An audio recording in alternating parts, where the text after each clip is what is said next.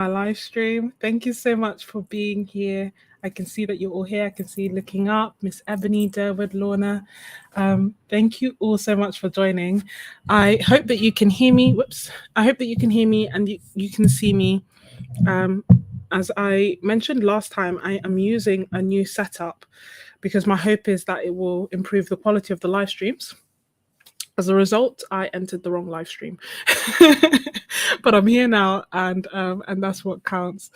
Um, I thought that it would be cool to, I guess, do this virtual shopping thing that we're all doing at the moment with Amazon Prime together, discussing different deals. So if you're doing like a no buy or something like that, you don't want to be tempted, this is not the live stream for you. I will be sharing some of my Amazon favorite finds. I'll be sharing some amazing art supplies that you can see here by Kristy Rice. I will be sharing some news about Etcher as well that you probably all know already. But yeah, and then also I'm like curious to know if you have any good deals, then feel free to share them in the chat. Also feel free to share them down below in the comments. If you're watching on the replay, same applies to you.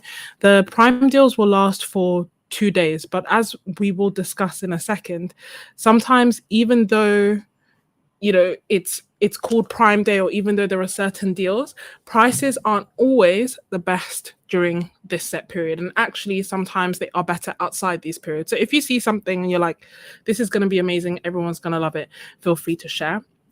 I just ask, if you can, pretty please use my affiliate links, as it does make a difference. 3% really does add up.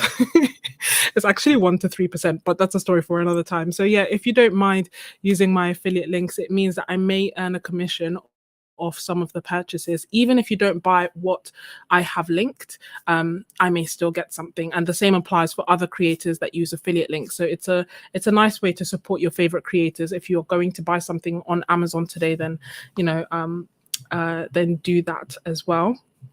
Then what else is there? Oh yeah, I had to make a note because I always forget these things. So 1, hi to everyone on the replay. 2, this live stream is sponsored by me, myself, and I. No, I'm joking. It's sponsored by me and by my Ko-fi members. Thank you all so much for your support and for being part of this art group.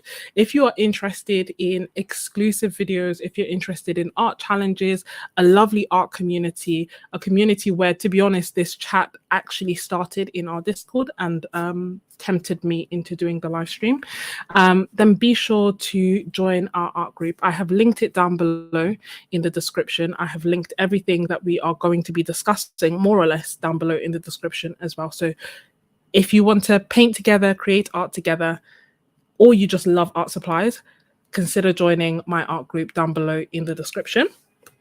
And it's through their support that I was able to upgrade hopefully it's still an upgrade, but upgrade our live streams. So that's first thing. Second thing is the Etcher Nano Satchel is finally out.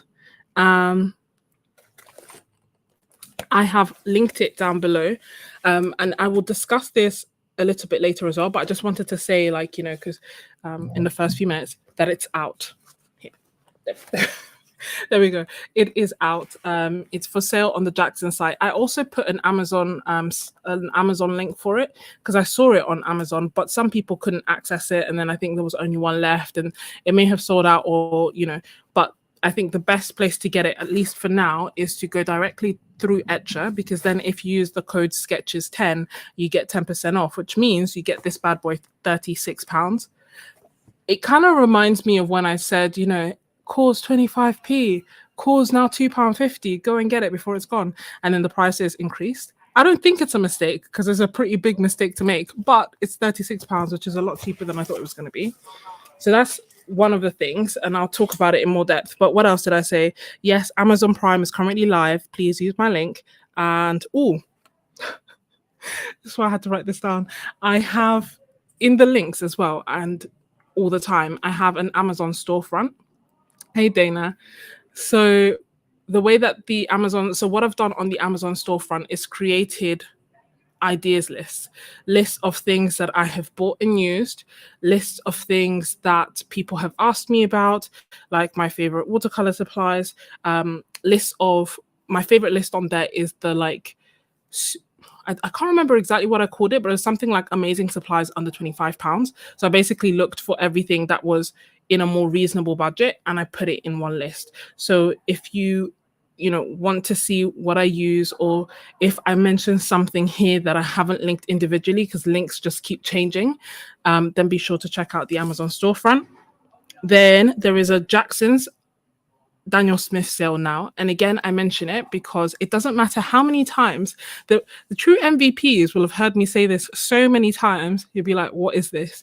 But it doesn't matter how many times I say it, I will always get one comment after the videos and after the sale saying, I missed it, I didn't hear it, I didn't know. So I always repeat it in every video. And then this. So you can see on my desk that I have a whole load of different art supplies by Kristy Rice that she very, very kindly sent to me as a gift. She she didn't have to. I didn't ask for no supplies.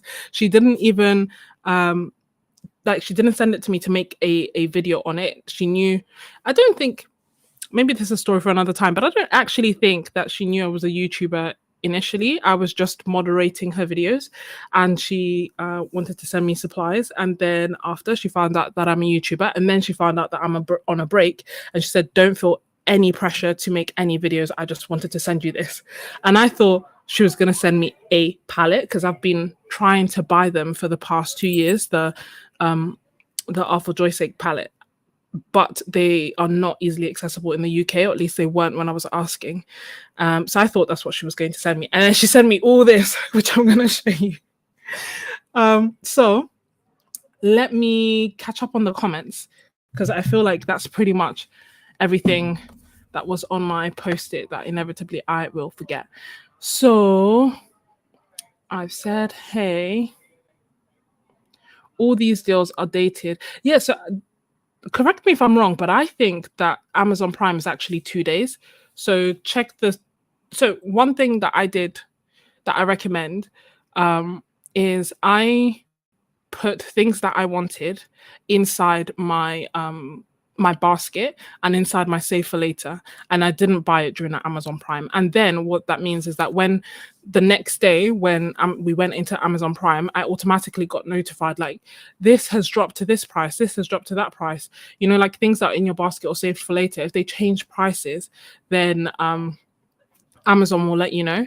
And I also took screenshots the day before, because sometimes it will say something like, so say for example, I've been thinking about getting a walking pad instead of going out for walks. Just, it rains all the time. I thought a walking pad would be nice. And so I wanted to get a walking pad that was £200, and it had a £50 voucher. So that would have made it £150. I put that in my basket. And then today, when I went to check it, it said something like 20% off RRP, which made it £160, but yesterday it was £150. So basically you have to be a little bit careful, but it's good at least to put things in the basket that you want. Then if there's a good deal on it and you're like, wow, this is amazing, 50% off or something crazy, then it's worth buying it. But if it's pretty much the same price, then you know that there's no pressure. So if you want to do that today because the deals change, then the same will apply for tomorrow. Ooh. How does it work? That's a very good question, Derwood. How does it work now that the affiliate links are split with the Jackson site? So for those of you who don't know, I'm also Jackson's affiliate.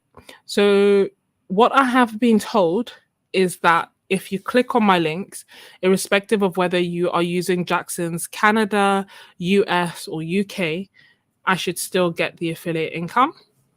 That is what I choose to believe, because obviously I have no control over it. Even if it wasn't the case, what could I do and how would I know? So that's what I've been told, and that's what I believe is happening. The issue that I'm seeing a little bit at the moment is that sometimes, so say for example with the Daniel Smith sale, I linked it, but I know that for some people it just takes them to an error page, but for other people it takes them directly to the Daniel Smith sale. And that is something that I don't know and I can't control. And equally now, I can't see what things, before we all had one site. So now I can't see what sales are going on in Jackson's US. I can only see what's going on in Jackson's UK and hope that it's the same across all the Jacksons. But yes, still it makes a difference, especially Jackson's. With Amazon, the affiliates, like I say, 1%, 3%, and then it's like maybe excluded, yada yada yada. So, but still, it helps. But Jackson's has quite a good one. But yeah, Kristy's honestly so generous. And the thing is, I kept the supplies. I haven't used them. I kept them in the box open so that I could see them every day that I walked into the studio to just motivate me to get the stuff I needed to do done. Does that make sense? Like a treat, and be like, you know what, once I get everything done, I can unbox it and I can use it. Yeah, so that's how I have got them. So I have linked in the description Kristy's shop in terms of on Amazon, because she's doing some really good Amazon deals at the moment. Like they were crazy, something like 20%, 30%, but they are quite limited in that. I think they're limited to 24 hours, and they are also limited to the number of people who can buy this the art supplies. So now's a really good time to buy them. And that was another thing that kind of pushed me into making this live stream, because I kind of thought, you know what, she's a small business owner who works hard, has made some incredible art supplies, and on top of that is putting them out on sale. And I feel like now, if people are looking for art supplies, yes, we could buy from the gigantic companies, but we could also support smaller businesses. Are they not on there? So I think the easiest way would be, shall we smuggle some into the UK? Honestly, we could and we should. I know that some of the items are in Amazon UK, but I think it's primarily her books as opposed to her brushes. But I also think that Kristy has been hinting at the fact that she's doing a collaboration with Issy Watercolors, who's based in the EU. And the hope is that then that will mean that she'll be able to sell the palettes in the EU. And I know that for the UK, what does that mean? We shall see. We shall see when they get here. But the key thing, if you're looking on Amazon, I would recommend you use my link. But also, if you are going to try and look for it yourself, to be sure that you're getting the genuine article. Does that make sense? From Kristy's shop, because she did a live stream once when she was showing that actually there are quite a few fake versions on Amazon. So you have to be sure that you're actually buying from the Paint Crush shop. Let me make sure I'm catching. Yeah, 2 days. I know, pre-Raphaelite.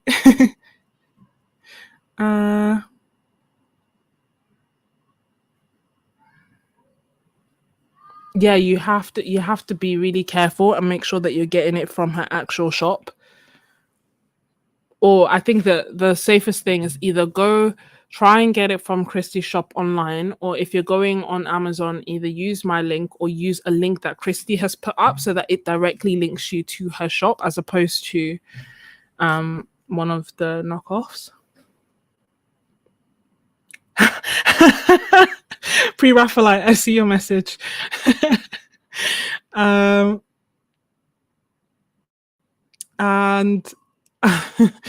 And Real Kitchen, I see you loaded in advance. Yes, exactly. And I think Derwood just mentioned actually that Poscas had dropped in price quite significantly.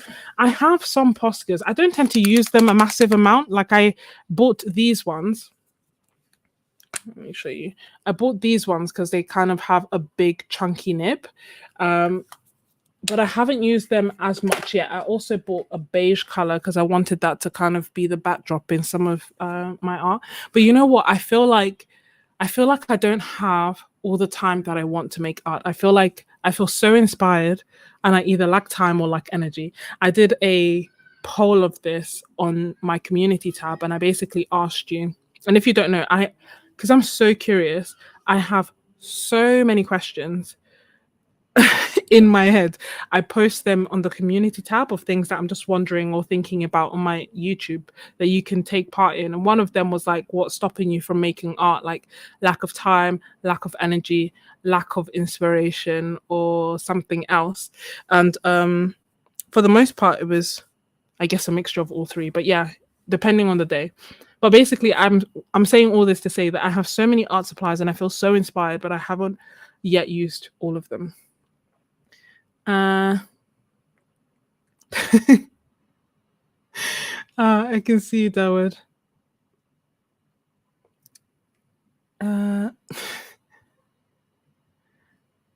Yeah, so that's why they didn't, you couldn't see it.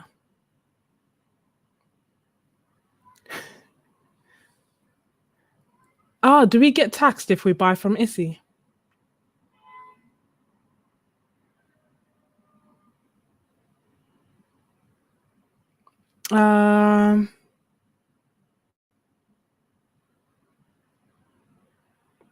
Yeah, Tori, I also posted it on my Instagram for you at the time. I don't know if it will still be there. Actually, no, it won't be there because it was a little while ago. But let me switch views. So in terms of granulation, didn't switch views, did it? Oh, gentle reminder as well, please, to like the video. Especially if you enjoy these live streams, if you want them to continue. Live streams never do as well as edited videos, unfortunately. So I am watching my channel slowly fade into the distance despite my efforts. But liking, comments, engaging, it really does make a difference because it lets YouTube know that actually I am still here and so are we, and that we enjoy spending time together. So please do that, and also share it with your friends. So can you see, so in terms of granulation, the Daniel Smith one has a bit of granulation, the Roma Schmall one probably has the most granulation, but the Jackman's one is actually quite flat in comparison. I hope you can see that, Tori. Yeah, you are right. You are right, above £135.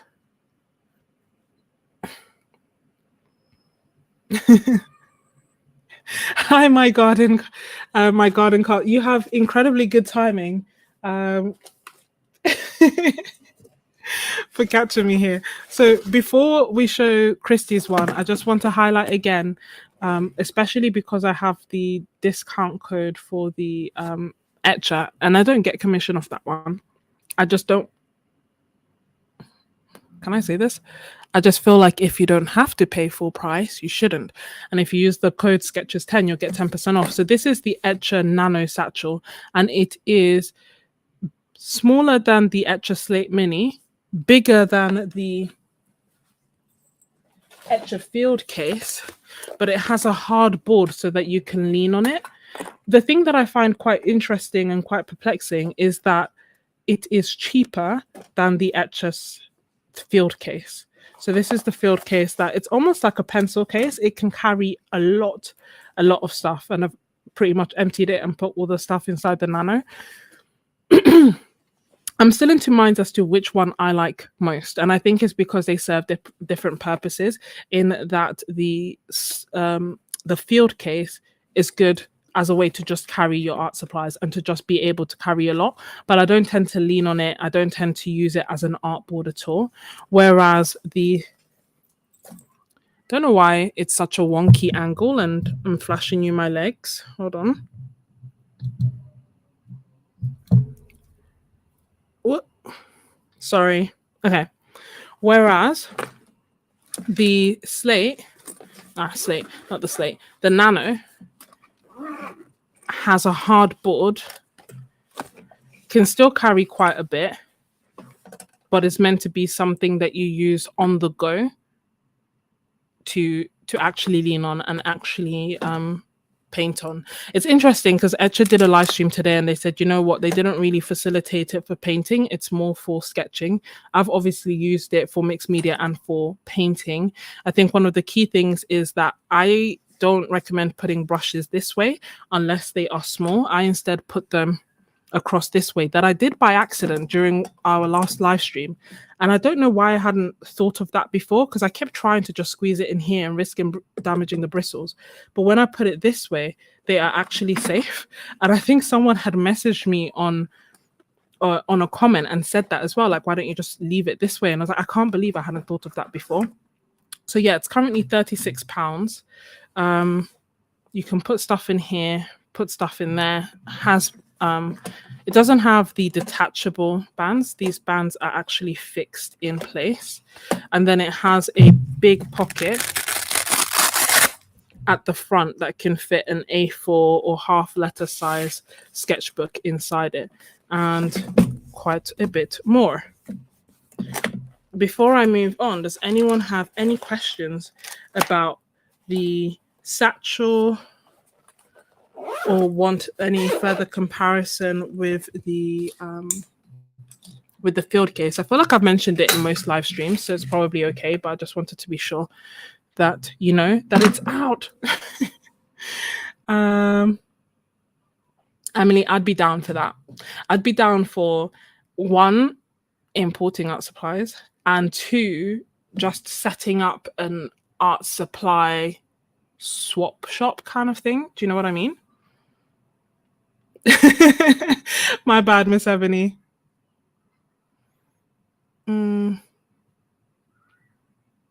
Gift is £39. What do you mean, Emily? No way.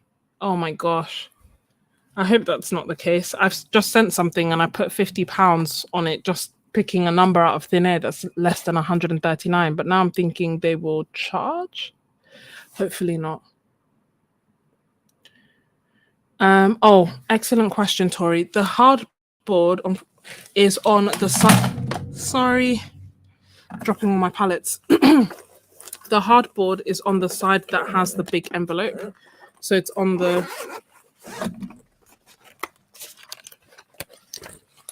It is on this side, which I would prefer it on the other side personally, because I feel like, as in like, I would prefer these sides swapped, because this side here, the softboard is the side that has the actual hinges. So what that means is that if you turn this around and you are painting like this, the hardboard is here, your art supplies are here, but the actual straps as well are on the back. So I just feel like it would make more sense the other way. And it also means that if you wanted, so when I use the Slate Mini, sorry, I know it's not the clearest of things, but when I use the Slate Mini, I lean on the hard side and then I let the other side just hang down like this, so that if I want to use different art supplies, I can just grab them straight away. But because the hardboard is actually on this side with the supplies, I haven't got that option. I need to have it either like this, lean on this side with them together like Sarah Burns does, or just have it completely open. So it's down to personal preference, I think. Hey, Yoli.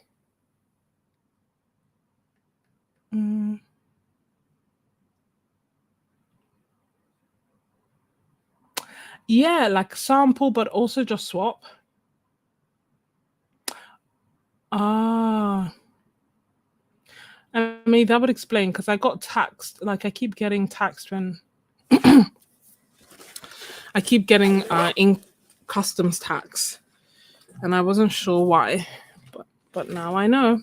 Okay, so that's the etcher. I hope that helps, Tori, and that made sense. Then shall we look at these art supplies? So I don't even know where to start. Okay, let's start with what should we start with? Okay, let's work our way up. No, okay. Let's start with this. So these are the palettes, what obviously makes them special is the fact that they have beautiful patterns with art made by Kristy. Now, there's something else that makes them special that I don't know if people notice, people mind, or if it's just a me thing. But one obviously is cute that it says, forget rules, forget right, remember joy. On the back, it has Kristy's information and again, her beautiful art. When you open it, here, it has rose gold, like this bit here, rather than it being silver. The bottom is silver. But the other thing that I was like, this is so nice, that again, I think everyone else will be like, it doesn't matter, is the fact that this has 5 wells, whereas normally it just has 4 wells. And for me, it's like, the more wells, the better, because then, you know, you can just mix, especially if you're someone like me who doesn't like cleaning out the palette, because I just feel like with watercolor, I could just leave it as is and I don't want it to go to waste. Does that make sense? So if you look at other palettes, so this will make more sense even with the smaller palettes. So this is another one with the design. Sorry, you're at a really weird angle. I don't want to make you feel funny. Is that better? Hopefully. So this is a medium one, for example. It has 2. The Roman Schmall one has 2. The decorated ones have 2. Kristy's one, which is the small one, same size, has 3. Now, I've only been able to find the 3 in black for either more expensive on Amazon or Temu. Or like AliExpress. Do you know what I mean? Like those kind of sites, they are the only places that I've been able to find the 3. And I quite like the 3. So I don't know if anyone would have noticed apart from me, obviously. But a lot of the time I will try and go out of my way to buy the one that has 3 compartments, just because it means that I can have like a warm mix, a cool mix, a muddy mix, or a purple mix, and then I don't have to clean my palettes out as often, and I don't risk creating mud, basically. So when I can help it, I will try to have the ones with 3. So you can imagine my surprise. Oh, hold on. I mean, don't get me wrong, even without it, it would have made it. They are beautiful. They are decorated. They have art. They have character. And they also have a wonderful reminder, you know, joy is waiting. But yeah, they also have 3. And then this one also has rose gold. Can I get it? Can I get it? Okay. There we go. Can you see?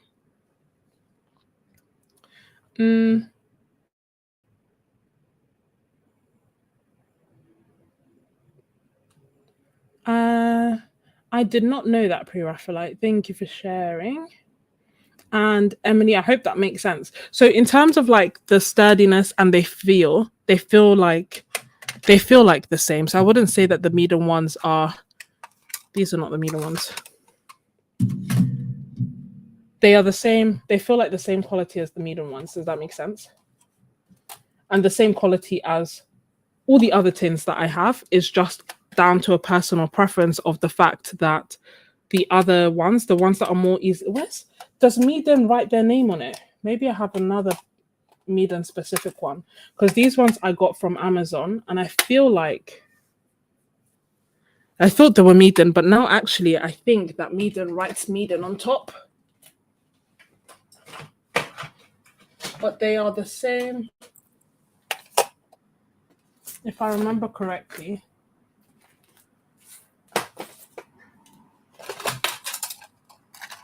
You see, another 3-1. That's me.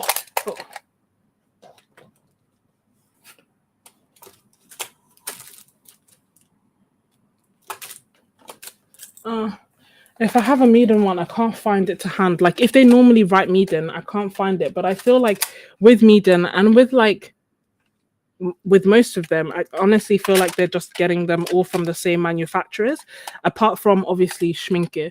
And the reason I don't like the Schminke ones because their edges are not rolled, so you can cut yourself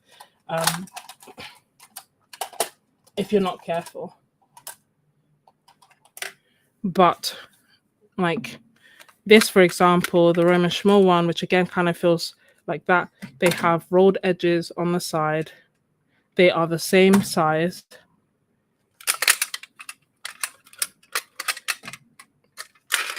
The key differences are in the fact that there's 3 here, there's more here. To be honest, I'm not too fussed about having extra ones here because I just use that as one big gigantic space. So I'd never really noticed, but I'd never really noticed that these ones have extra ones in comparison.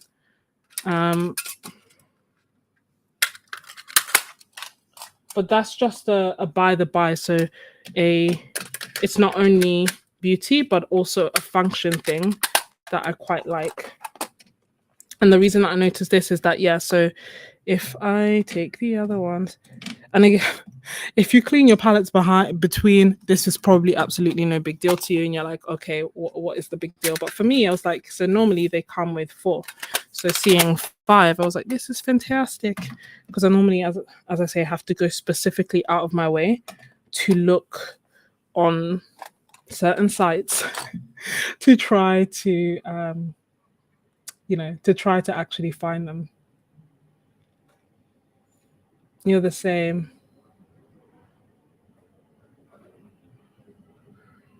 Yeah, so I do feel like Schminke does some. So in honesty, I feel like Schminke has pretty designs on some of them, and I feel like I like their whiskey palette and like their cute palette. But for me, the reason that I don't get them is because they have unrolled edges. So, and what I mean by that is like quite often on this bit or this bit is not rolled, so it's sharp, and I don't like that. I don't understand why they do that.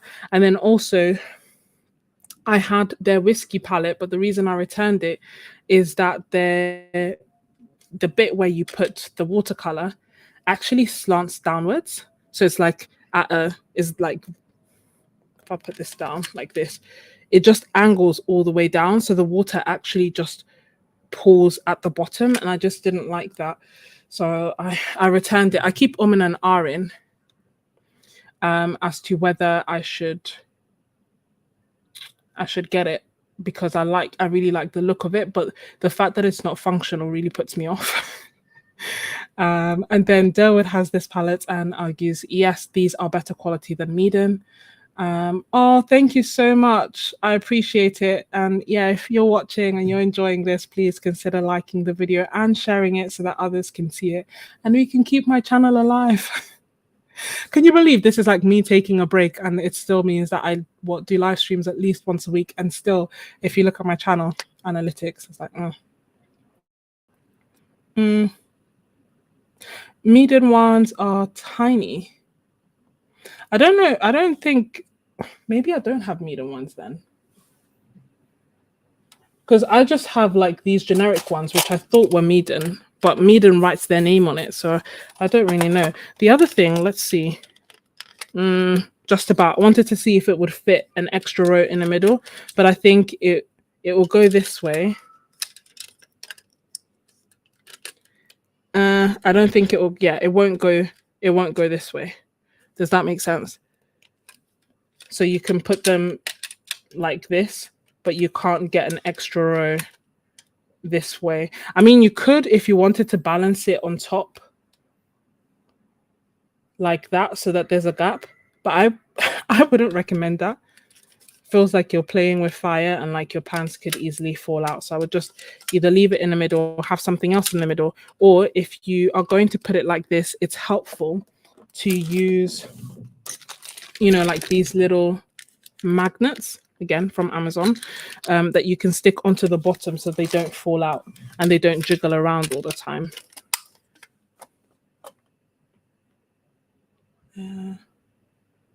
Ooh, I should probably check. So I really like the Meaden ceramic palettes.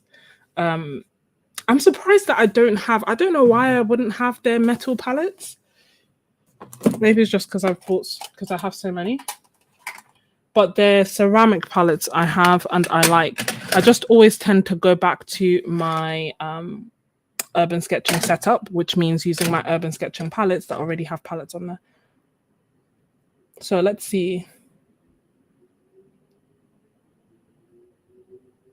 That is so good to know. So Schubert saying, really like that Kristy's palettes close securely, because the Meaden ones didn't. So maybe I don't have Meaden ones. For me, when I pulled this out the box, I was like, I don't know how I didn't. I don't know. I don't feel like I'd seen this design before. I'd seen the blue one, which I thought was pretty, but I'm a sucker for pinks, which, to be honest, I didn't really know. Because if you look at my belongings, they are all black. And if you look at my palettes, 90% of them are black, apart from like this one where I splashed out and was like, oh, let me get some color. But when I pulled this out the box, I was like, oh my goodness. I don't even know what watercolors to put in this. What watercolors would you put in these? Like, I don't even know. So beautiful. Gosh. Okay. Hi, Zoe.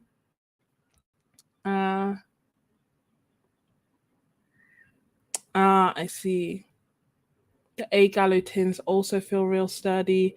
Kristy's ones are special because they feel sturdy and because of their beautiful designs.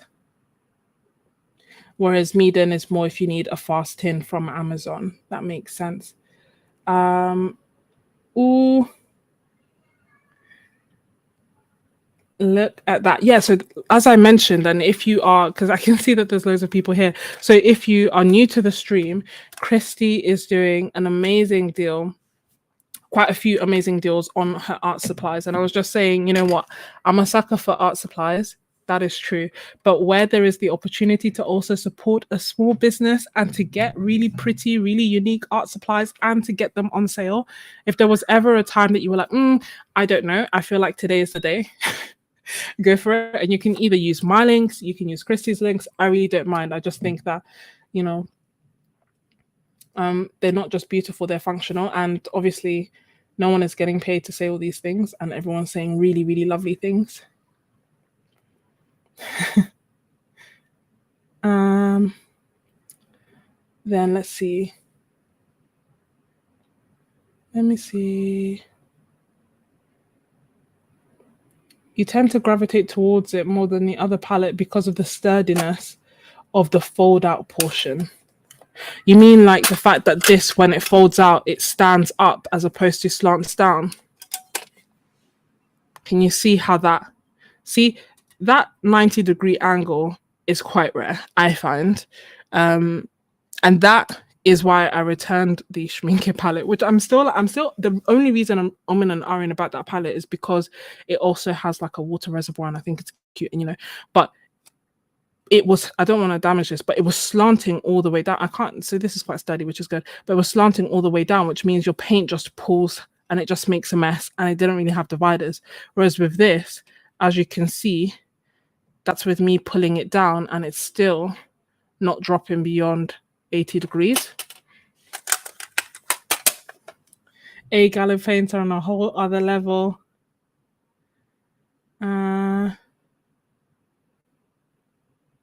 Emily agrees.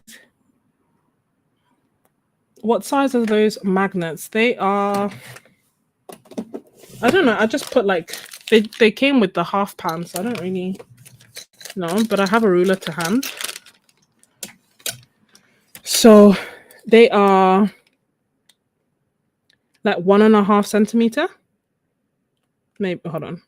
1.4 centimeter diameter, which for you guys in the US, I'm going to put up the ruler and you decipher that because just over 1/2 inch. Is it? I don't really understand why we would use inches instead of centimeters.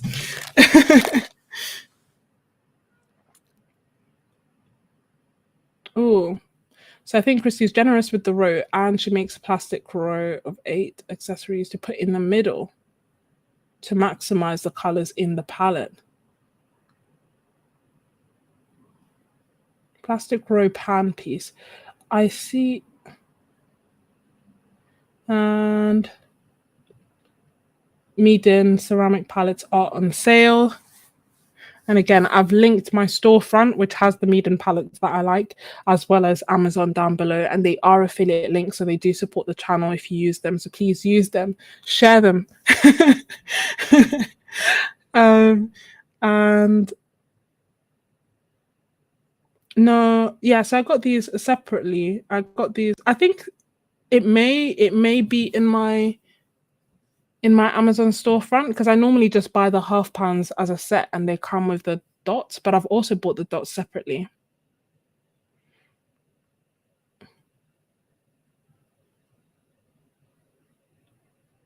No, there is next to no sun here, so my eyes are cool. I have not played with the brushes yet. This is me, like, I did like a sneak peek unboxing with my Ko-fi members, but then I put everything back in the box. And I haven't used them. So this is actually, I guess, the formal unboxing. You know what? Old habits are hard to break, because I still kind of feel like I can't unbox it and I can't use them, because what if I want to make a video with them? I should record it first and I should wait until I'm ready to record and everything. But then I also, I don't know, may let that go.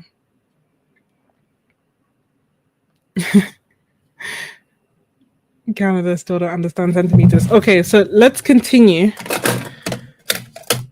with the art supplies. So I've shown you this design, which thus far is my favorite. And you can let me know which your favorite is as well. I don't know their names, which is, what flower is this? What's this one's name? But I really like that one. Then we have this one, which is Joy is Waiting. And these are like the empty tins, if that makes sense. Then there's this one that's got more of a greeny, it reminds me of autumn, I don't know why. Greeny feel with like strawberries on there. This one is massive. And look at that. Again with the rose gold detail. And 1, 2, 3, 4, 5, 6, 7, 8, 9, 10, 11, 12, 48 half pans. I don't even know. You know, part of me was like, do I even have enough paints to fill these with? And then I just laughed to myself, because we all know that I do. Even like, especially, that's one of the reasons that I started leaning more towards tubes, which was one of the other questions that I asked in my community tab, whether you like half pans, tubes, or turning tubes into pans. And I prefer turning tubes into pans, but it's the flexibility that it gives you to put it across all these different art supplies, to mix them. It's great. Ooh, you fit 63 in here. And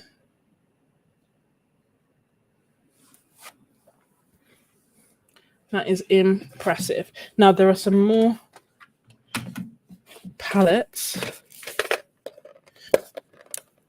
I really want, I don't want to break a nail.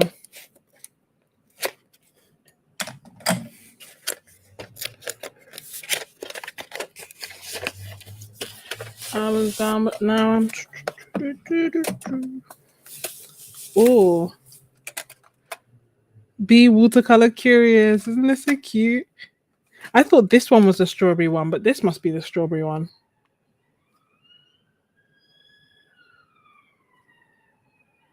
Look at that. And again, if you're watching, these are on sale. Same gold detailing. Let's look at the back. They're just, yeah, the creativity is wild. Oh, let me put this away. And this is the last one. Uh-oh.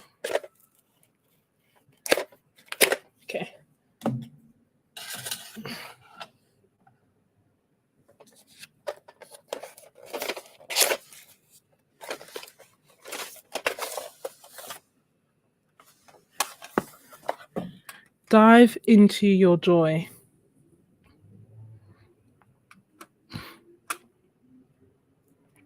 And that is beautiful.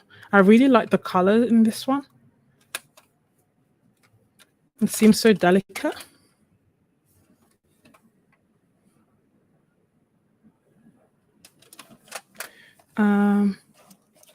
Let me see, Purafalite, what are you asking? Forget the rules regarding creating art only mean. Forget the rules. This one. Is it this one? So forget rules, forget right, and remember joy. So that just means forget over focusing. To me, I guess it will mean different things to everyone, but to me, it means forget like, oh, I have to do this brush stroke in this way, and I need to do this one wet on wet, and I need to do this one wet on dry. Forget what you think is right and what is wrong, and just remember to actually enjoy the process and remember the joy of creating. And I think it stems from a lot of us and a lot of people being really hard on themselves when they're making art. And I guess you have to ask yourself as to like, what is the purpose? And it's funny because one of the questions that I put in the community tab was like, are you doing art as a hobby, as work, or as therapy? And the vast majority of people said they're doing it as either therapy or as a hobby. And yet so many people put this like crazy amount of expectations on what they should create and what they should do and the way that it should look. But if it's not tied to your livelihood and the aim of it is literally to bring you peace and make you happy, why put all that pressure on yourself? So I think that's what it means, but it will mean different things to everyone.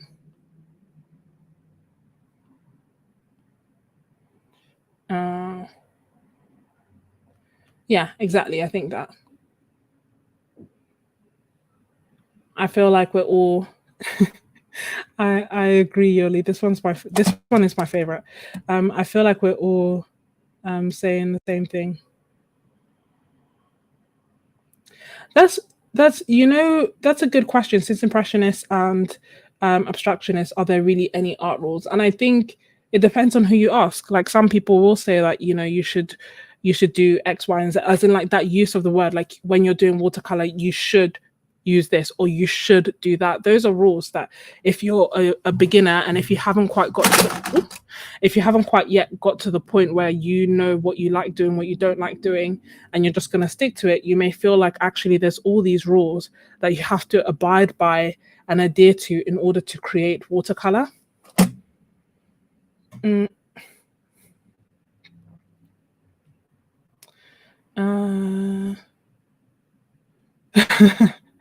That is, yeah, that is also very, very true. And I think it can be very overwhelming sometimes when starting off, because there are a lot of people. And I think people are well meaning, right? They don't want people to struggle. They don't want people to, I guess, in their view, make mistakes. They don't want them to fall into certain pitfalls. So not for everyone, but I assume for most people, it's stemming from a place of love and a place of like, if you use white, you're going to make your colors chalky and it's horrible and you shouldn't, and you just need to use water and stuff, or perhaps from their own experience. But I think, yeah, there is a lot of like, you should and shouldn't do X, Y, and Z. And it doesn't always serve people. Like for some people, it will be great technical advice. You want to be very technical. You want to create hyper realistic art and you want that kind of critique. For the vast majority of people, it doesn't help. You don't need to know. And you should just focus on how creating art is making you feel and what you're trying to get out of it. But yeah, it's interesting because a lot of people will be like, I don't want to waste art materials. I was one of them.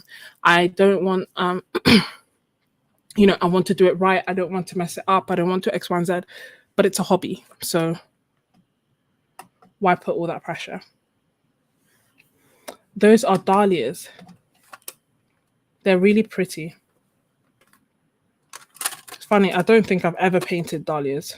Oh, no, tell a lie. I've done one in a really, really old sketchbook. I've done it a couple of times, but it was hard. It was really, really hard. So let's have that one on top because this one is my favorite. Let's look at the other supplies and put stuff to the side. We'll leave we'll leave this bad boy for last because we're going to swatch it as well. Okay, next we have the brushes. So there are 2 brush sets which come in these pouches. And this one says, "Fear has no place here." And then these are the brushes that come in. So one of the things that Durwood had mentioned as well is that, and also I think Kristy had mentioned, is that her daggers have a slightly different shape. And it made me take a closer look to daggers as a whole.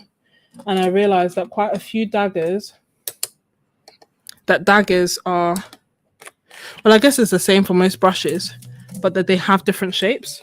So with Kristy's one, it's a dagger, yes, but it's slightly sloped. This one is my Rosemary & Co. dagger, which is my go-to at the moment. And then I also have the Princeton Aqua Elite dagger, which they call an angled shader. So maybe that's why there's a slight difference. But I don't know if you can see that they all have different shapes. So this one is like short and straight. The Rosemary & Co. one is longer but relatively straight. And then Kristy's one is slightly curved at the top but still a dagger. So it comes with this one and a round brush, a filbert brush, cat's tongue, another small dagger, and a tiny, tiny liner brush. And it then says this. So I love the encouragement on here. It's just paper. Note to self. Creative rebel, dive right in, find your weird, you do you, and making magic. So they all have like words of encouragement. Is this printed or embroidered? I don't know. I assume printed because it's not on the other side. Is that what you mean?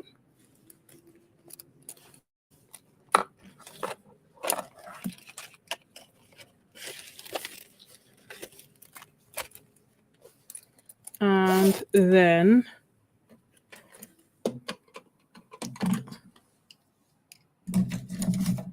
we also have this one. So there are 2 sets. This one is Fear Has No Place. This one again says, "Forget the rules, forget right, and remember joy." So it matches this one, I guess. And this set has a flat brush, a dagger brush, another dagger brush, a cat's tongue that's smaller, a small round brush, and I guess this is technically a liner brush. And so the other one was a round brush. Liner brushes, I believe, tend to have like really long, the ones that you can use to sign your name and whatnot. And then here it says, "Unshakable joy, forget the rules, art for joy's sake, watercolor curious, happy painting, and remember joy." And of the 2, I think this is my favorite because it has a flat brush. It has a dagger brush, 1/2-inch dagger brush, which is a size I like. So, whoopsie, dropping everything. So this one is 3/8 of an inch, so slightly thinner. But this is kind of like the size that I like going to. And then it has another one, which is a 1/4-inch dagger. It has the cat's tongue, and then a tiny round. So this one out of the 2, the Forget the Rules one, is my favorite. Maybe I'll leave these out. I don't want to put them into the wrong ones, you see. So I'll leave that one out and I'll leave this one in so that I don't mess them up. Then, we have this.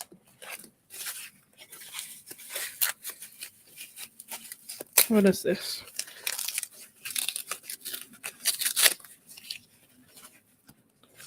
Oh, is this a brush rest thing?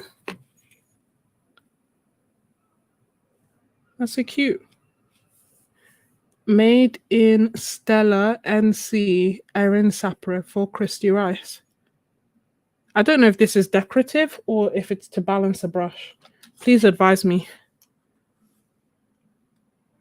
I I feel like, when you go to, I can't remember, I feel like I saw a movie where they went to a restaurant and they gave someone a bowl that looked like a cup, so they were going to drink from it, and it was actually meant to be to wash your hands.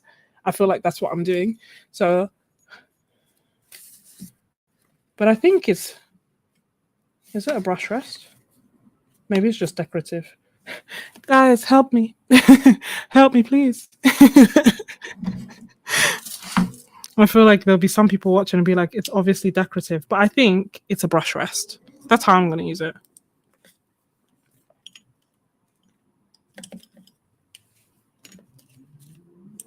Maybe this way? Yeah. Well, they're resting. Okay, they're resting on the brushes, so that's fine. Hey, Nicole. Oh, yeah, it is a brush rest. Cool. It's not just me. It's functional and pretty, you see. Because it's so pretty, it then confuses me as to whether, like, is it actually meant to be functional or am I using it wrong? Move them down a bit. Then we have this. Has anyone found any good deals apart from the Posca sets and the Kristy Rice deals on Amazon? As I mentioned, I've put everything in my storefront, and from my storefront I could see that there were quite a few deals on the items that I put in the under £25 category. Oh, this is bigger than I thought it was going to be. I'm so intrigued by this because I hate changing my water. Like, the less times I have to walk to the sink, the better. And I'm hoping. Has anyone tried this?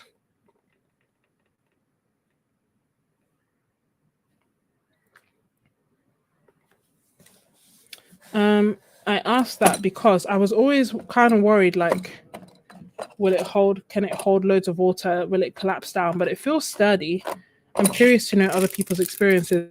And then it has this on it, which is pretty cute.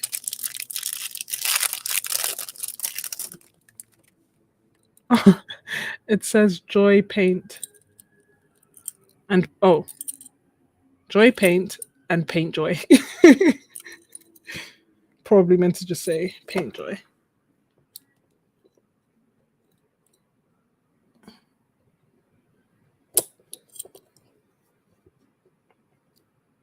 Oh, I didn't know that. Hold on, I'll see this. I didn't realize it. I won't flash it because I don't want. Hi, Eva. I won't flash it because I don't want to see it. But you're right. Like, here, scan the barcode to join the community and carve out some time to paint. So does that mean that the patterns on all of these have tutorials on the boxes? So don't throw your boxes away. Like, here.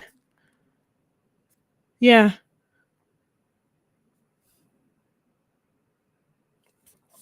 Scan this QR code to learn my process for creating half pounds of watercolor paint in your collection. Wait, and then there's another one. Oh, that's for the shop. I'm going to fill this up with water so that we can use it a little later. But I'm hoping it stays sturdy because it's big. And then the fact that it's separated in two will mean that my water will last longer because I will have a dirty one and a clean one. Or, yeah, I'll have a dirty one or a clean one. Part of me feels like I'll be like, I'll have a warm one and a cool one. But realistically, I feel like that will just mean that I'll get both dirty very quickly. So let me just get one dirty and then progress to the other one. That is good to know.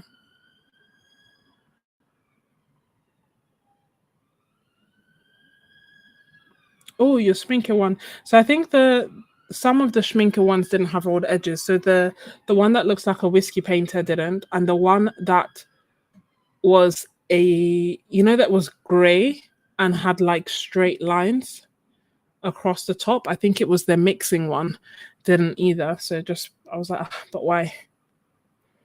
But why? And then there's another one that I have. Maybe it was like a special edition one. So I liked the paints. I just didn't like and even the paints. I just didn't like the thing, but that's good to know. The super granulating tin. I don't even know they had a super granulating tin, if I'm honest. It doesn't come to mind. Has rolled edges. So we have this. Let me know if you've used this, and let me know so far what is your favorite supply. There's so much. I still can't believe she gave me all this. Then we have the swatching stamps, set of 16 stamps. What's this? Peel, so some instructions. Let me cover the QR code. So peel each stamp off, stick it firmly to the plexiglass, hold the plexiglass to the plate. Oh, it comes with a thing, and then press onto the paper to make the mark. I mean, sounds simple enough. Plexiglass, ink. Oh, these are so cute. This way. You know, I like doing swatches in like different shapes and with paint tubes. And I've done paint tubes, I've done brush, I've done cups but not jars, I've done ink jars, I haven't done tape, done squares, done this one, haven't done berries, have done brushes. Oh, this is cute. LF. I was like, what's LF? Light fastness. So light fastness, name, brand, pigment number, granulating, staining, brush, pen, and what is this? Is this a thing that you then swatch over with a dark mark? Do you know what I mean? You know what I mean. Oh, which ones? So maybe we'll use some.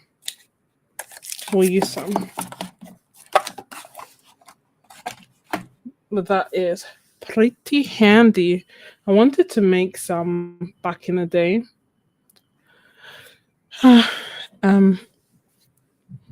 It's on the long list of things. And then I think we've done everything apart from anything good on Prime Day. So there have been a few things. I've linked my storefront down below, and if you look at them, it will tell you what stuff from my storefront is on Prime Day. But art-wise, I think Meaden and I feel like Meaden have done the best one, and Posca's. I know that what's this brand? Arteza also did a deal, but I've never used their stuff. Sorry, I need to close my window. The only thing that I've used from Arteza was their sketchbooks, and I hated them. So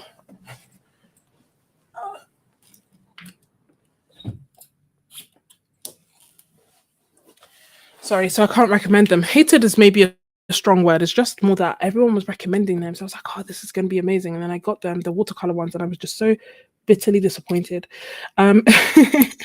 Oh, we have this, which says Joy Chaser. And on here, it's their Joy Chaser. Let me remove this.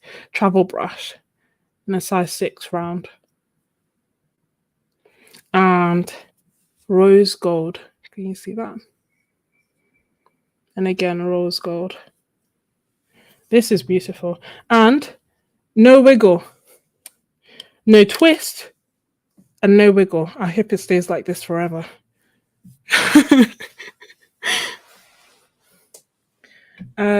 Kristy Rice is also doing lots of deals on her art supplies. From what I could see, they were 24 hours. They were lasting for 24 hours. So we're coming down to the end.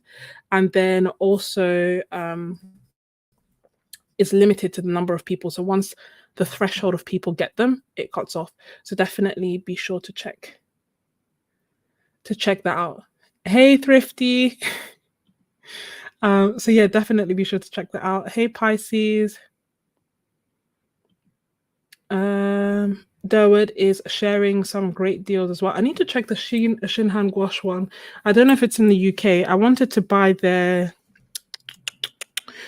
set of 24, but it's been sold out at Jackson's for a very long time. I think ever since they got more popular because Sarah Burns uses them. They have just been out of stock. So I'm waiting for them to come back, but I'll check Amazon because I haven't seen them on Amazon before. Has anyone else found any great deals? And again, just a gentle reminder: one, that Kristy Rice's items are on sale on Amazon. Two, Daniel Smith is on sale on Jackson's for people in the UK. And you know that that's super rare for us. And what was the third point? Please use my affiliate links. So going through the favorites, yeah, I didn't find Chinhan in the UK. Damn it, I didn't think we would. So these are your favorites. Pointed 6 round. Emily is about to browse Amazon. If you find anything good, let us know while we're here.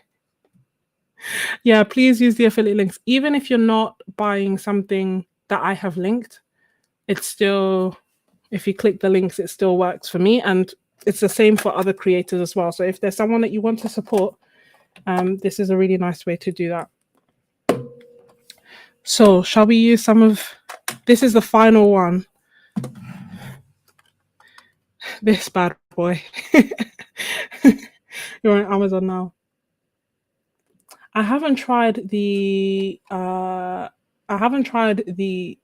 Paul Rubens 5th generation. I've tried their 4th generation and I really liked their colors. I found that some of the tubes were like hard and a little bit temperamental, but as for the colors, they were also really nice. And in fact, I made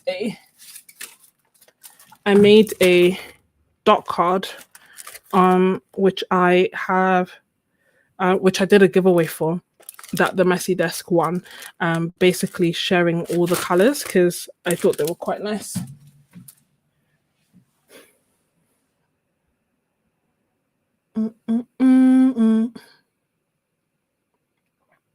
No, I don't think people can share links in the chat, but what you can do is let us know what you find, and then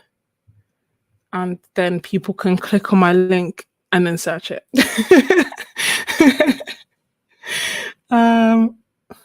Oh, you love the larger dagger and the travel.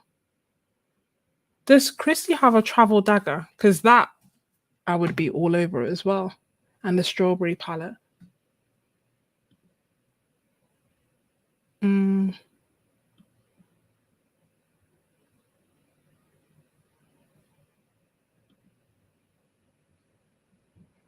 Yeah, I haven't tried it. The travel brush. I see what you mean. Let's so this is the Joy for Art, Making Joy for Joy's Sake palette. It comes with a swatch card where she's got pictures of them already, which is actually quite helpful because they don't have like traditional names. Do you know what I mean? Yellow is Fearless, which is here, which is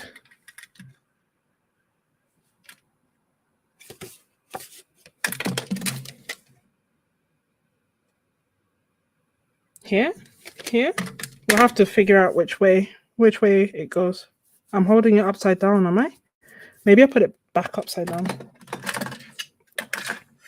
Yeah, this way makes more sense. Fearless, Calm, Sweet, Fierce, Delve, Tend, Thrive, Growth, Blossom, Passion, Punchy, and Flow. And does it say? So it has some exercises here. Circles touching, so pigments blend, cross-hatching technique, herringbone pattern, create your own unique swatches, swatch out the colors here. Now let's look at the box.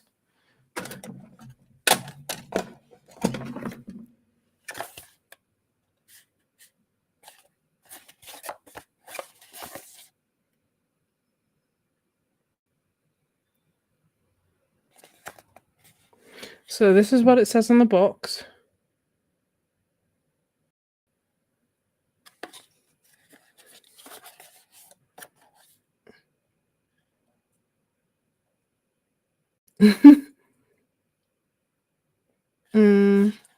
Oh, I can see that. Hold on.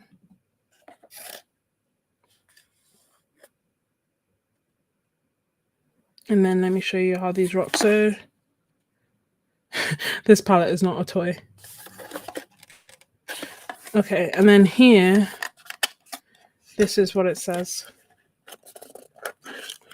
So pigments used to formulate the colors in this palette are PW6, P05, PY1, PB15, PG7, PB23, PBR7, PBK11, and PR48-2. Of these, I know PW6, which is white, PB15-3, which is phthalo blue, PG7, which is phthalo green, PV23, which is dioxazine violet, PBR7, which is like either burnt umber, burnt or raw umber. Sometimes I think burnt or raw sienna, but usually I think it's the umbers. PBK11, which is Mars black, P05, PY1, and PR48-2 I have never used.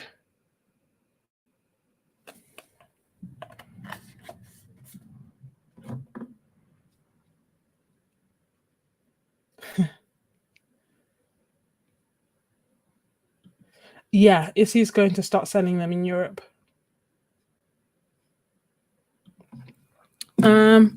Nicole, in terms of, do you mean like per individual color, or do you mean that this is what's on the website?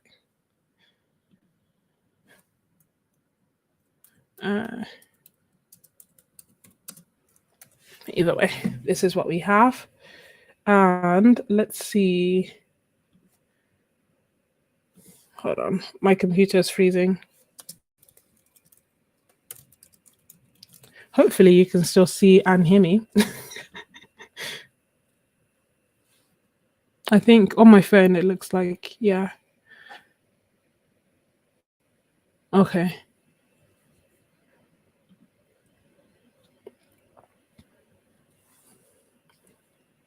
Let us continue. Shall we swatch them?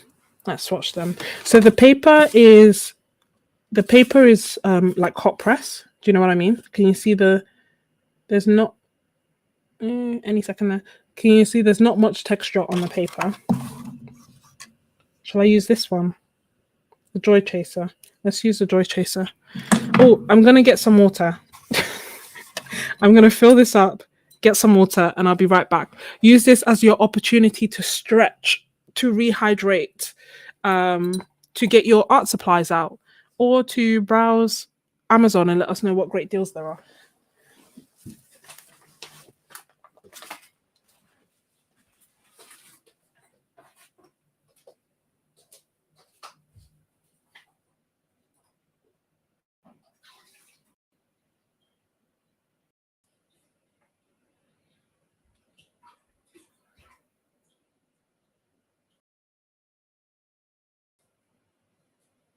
Meet me at the club. It's going down. This carries a lot of water. I feel like I'm flashing you guys. Sorry. Guess we're all friends here anyway. I feel like, I don't know why I feel scared to put this down.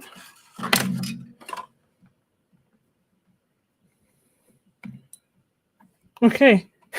I don't know where my concern is coming from, but it's holding. It's all good. It's full. I've put it down. It's not coming down. It's holding the water.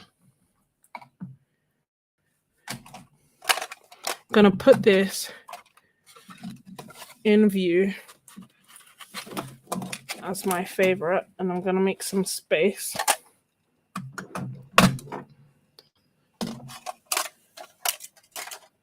Meet me in the club. It's going down. So I'll do some swatches on the swatch card, but then I'll do some swatches on my fat book. You know?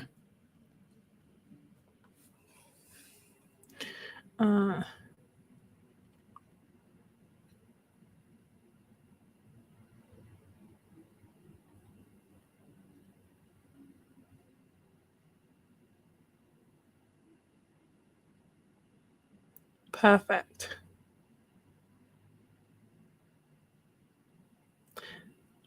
Hi, Laura. I feel like it's been ages. Welcome. So this is the Kristy Rice Making Art for Joy's Sake palette. I have this up here. It's not currently easily available in the UK, but it's coming. But for those in the US and I think Canada, you're lucky because they're on sale. I am good. How are you, Laura?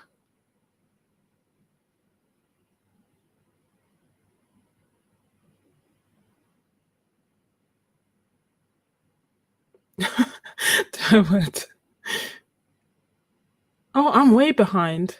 Oh my gosh, I'm 97 comments behind. How am I so behind? Okay, let me catch up and then we'll start painting. So the sketches are okay. I just found that I didn't like the sketchbooks because they had two different sizes. So one side was one side was cold press, other side was smooth, and I didn't like the way that either handled watercolor. So it's the one sketchbook I've abandoned. Ooh.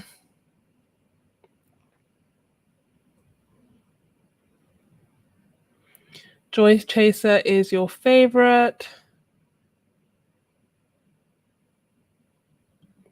If I could have only one size in a travel brush as a multitasker, what would I get? I would get a size 8.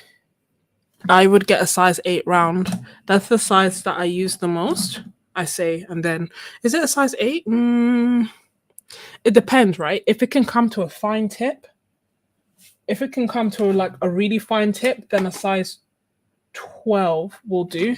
Like this is the size that I tend to use quite a lot, which is the size 12, but I also use the size 8. So if it can come to a fine tip, then it would be a size 12 for me because then I like creating art that's A5, A4 size, and this works well for that. If you make really small, like art that's smaller, then you'll want a smaller brush. And also, I think it comes down to personal preference and the properties of that brush because, or maybe a size 12 is a bit big. So maybe a size 10. I changed my mind. Size 10. 8 to 12. Oh, size 10. Okay, I'm catching up. So we're in agreement. That kind of size. I think it also the other thing to bear in mind is that the numbers vary depending on the brand. Does that make sense? Like a Silver's size 10 is not going to be the same as Princeton size 10 and blah blah blah. They're not all uniform. So people try to get it roughly similar for some, but that's not always the case. Like this is a size 8, but as you can see, it's pretty much the same size as the Silver Black Velvet size 10. So it depends and like on the brand, but basically around this kind of size 8, 10 is what I would pick, and maybe bigger if it can hold a really fine point, because then I get the best of both worlds. I'm not actually that far back. It just scrolled up. I'm just 107 comments behind.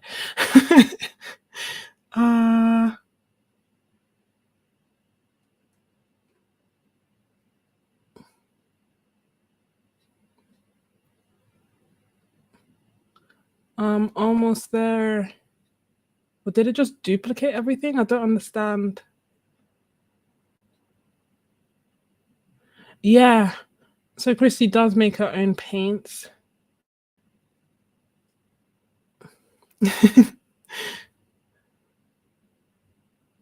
Oh, I'm so glad, Laura. It's good to have you.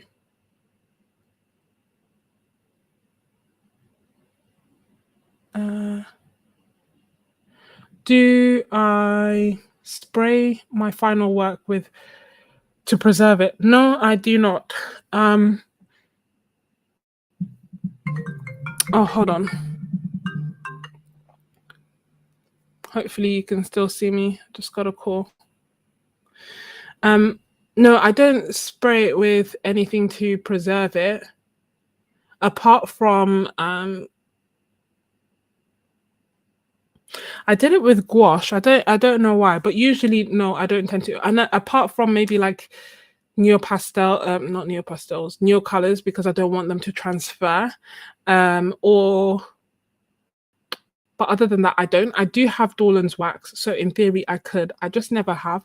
I kind of almost feel like, especially because say when I've sold my art, I have sold it for quite cheap. I feel like I've sold it for £35. I've sold it for £20. I've never sold it for like, you know, anything above £150 as of yet. So really and truly, like, and that being said, that's probably the cost of the materials, like the paper that I'm using, the paints that I'm using, and whatnot. So I don't know, if I were to sell it for something like £1,000, then yeah, I will probably add some Dorland's wax or something on top of it. But as of yet, I feel like I put them in a protective sleeve. If you put them with a UV glass, they are also equally fine. If you don't put any water on them, they're fine. If you don't expose them to direct sunlight, they will be fine. So I haven't done anything extravagant to protect my paintings. And I don't know, I'm not too fussed as to whether the paintings that I'm creating now will outlive me. And I think that even without protective measures, as long as someone doesn't pour water all over them or leave them in the scorching sun for like a year, they'll be fine.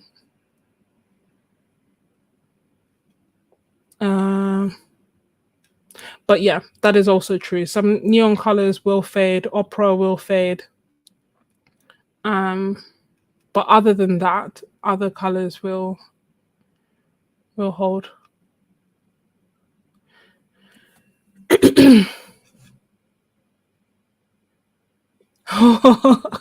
Paolo, oh, this is what. Oh, hold on. I need to catch up because I can see the comments. Where am I?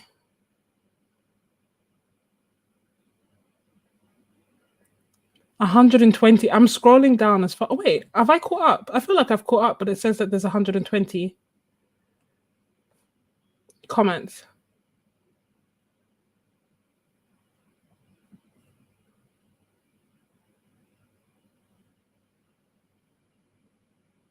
I'm glad that your son's doing okay, Laura. But yeah, that's my take on what I am doing. And then also I think, so say for example you are selling your artwork. I think if you are being upfront about the longevity of what you're selling, then it should be fine, right?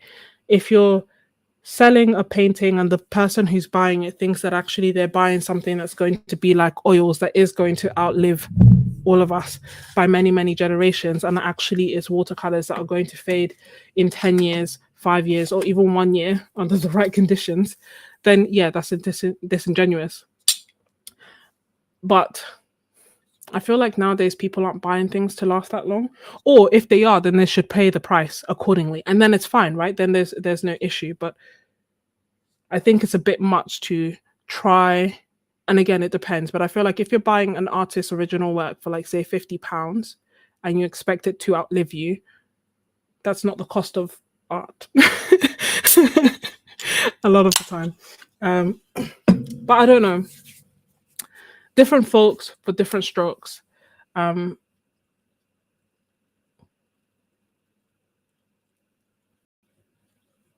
think, and I think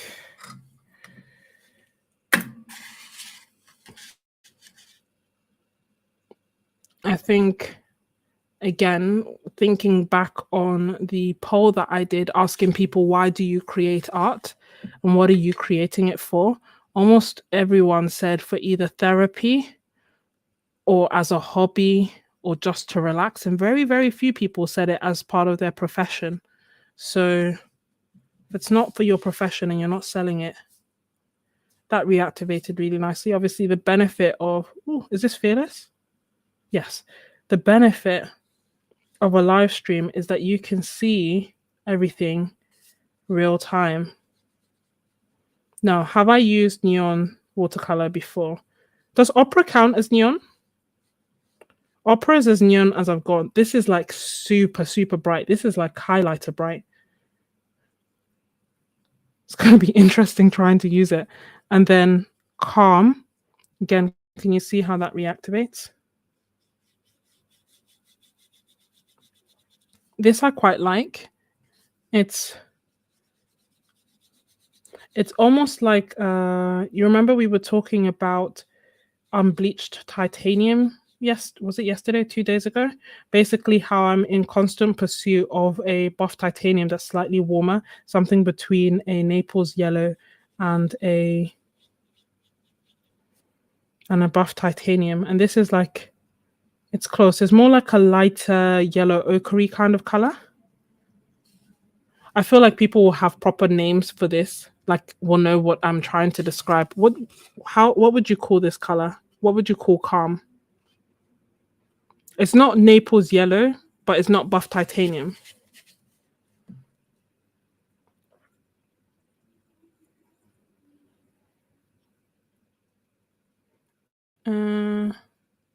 Opera counts as neon. So yeah, in which case then yes, I have used neon because I use opera. I went through a really big opera phase where I bought lots of opera. I didn't necessarily use all of them, but it's like I wanted opera in everything. So I bought like opera watercolor, opera gouache, opera acrylic gouache, opera acrylics. I just wanted really bright, a really, really bright pink. And then I ended up, instead of using the opera, I ended up using the Quin Magenta. That if you love light fastness, you can use that as an alternative. It's still not as bright, but it's a bright, bright color. But then I went back to opera for a little while. This is sweet. This is pretty. Almost looks like shell pink. So this will probably have white in it. I'm trying to not guess the pigments in it, but part of me can't help myself. This is Fierce. I hope you can see how they are reactivating.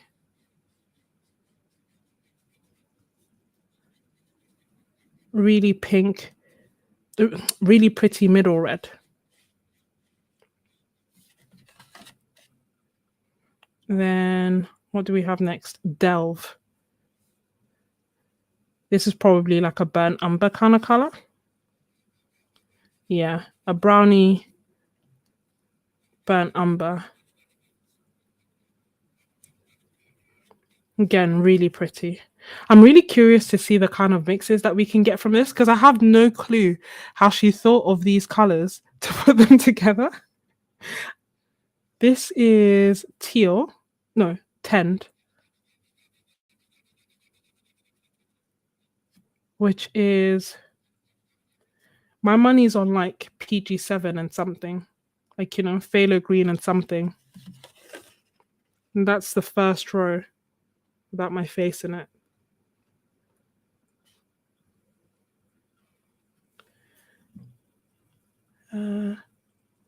The red is a bit brighter. Let me. Calm looks like a dirty yellow in Essie or like a yellow ochre light in some brands. Yeah. Kind of like buff, kind of like beige. Maybe it's buff. Maybe beige. I meant like in general, like even outside of pigments, if I were to try and describe this color, which is the color that I'm keep trying to describe, what is this color called? Maybe it is like buff.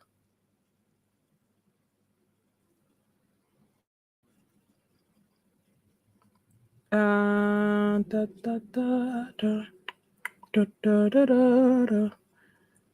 you think I had some pink left on my brush? So that I should redo Fierce, basically. Are you saying that Fierce doesn't have pink in it at all? Like it doesn't have a pinky undertone, Sonia? Was it Sonia that said that? Can't remember.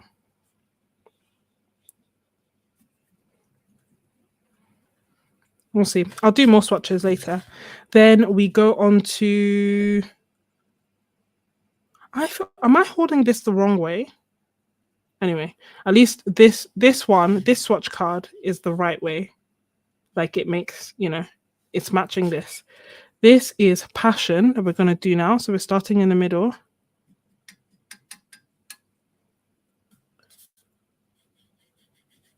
Ah, I think this one's neon too. Hold on, but it's not like opera. No, maybe it's not neon. I don't know. I can't trust my eyes.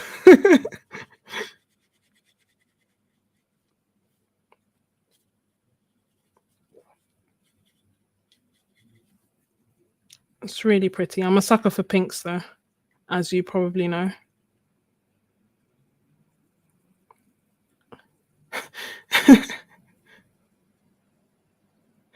Oh, maybe that's why. I'm sorry. I'm out here calling you your full government name.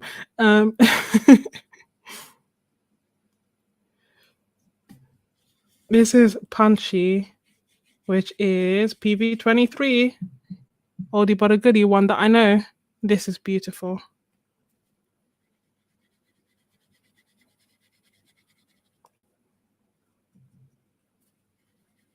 I'm trying to get it as dark as I can so that we can see.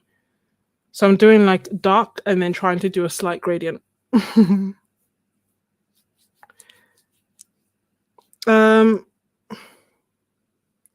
English roses, if you're asking if you mix a fluorescent color with a non-fluorescent color, whether the result is light fast, the answer is no. Does that make sense? So if you mix a fluorescent color with a non-fluorescent color, the resultant color will not be as light fast as it on its own. Then flow.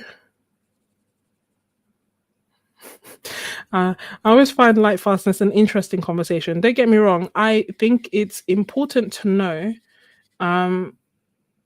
so that you can make informed decisions. I think especially like, just knowing what's in paints, especially when like different brands try to market cheap pigments as expensive ones. I think if you know the pigments, then like, that's not quite right, or I can make it myself kind of thing. Like I can mix it myself kind of thing.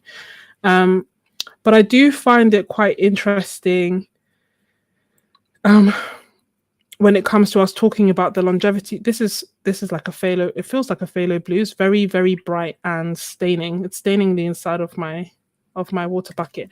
But yeah, I've never bought a t-shirt and been like, this better last me 90 years.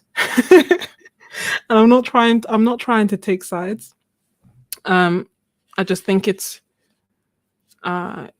good to have these conversations and think about why we place so much importance and merit on some things, especially if they're just going to stay in our sketchbooks. This is Thrive, or I wonder if it's going to be like PY150. It is. I mean, we know it's not PY150, but that is.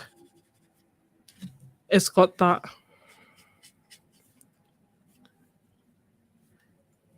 What am I trying to describe? It's got that like darkness and mass tone that gets really nice and light when it's watered down.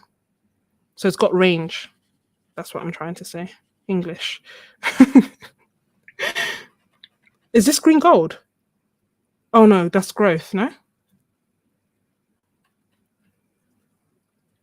I know Derwood inspired us to create a Fading Friends palette, essentially full of colors that we know are not light fast, that we know are going to fade away, as the name implies, that we know are sometimes said you shouldn't use, like black and white and everything. And as that's kind of why in February for the Happy Mail tier, I made a Fading Friends dot card full of opera. I was in my opera phase then. And then I kind of found it funny that it was February, Fading Friends, and it was Valentine's, and the colors were all opera. And I was like, does this make me seem bitter? Like, am I saying that, like Valentine's, all these things will fade away? I was like, oh, maybe I should use like, symbol of love. But yeah, so that's what inspired the Fading Friends palette and me getting all those beautiful opera colors and sending them out so that we could have some fun together. This to me looks a little bit more green gold, but more like a olivey green gold, if that makes sense. And then we have Blossom.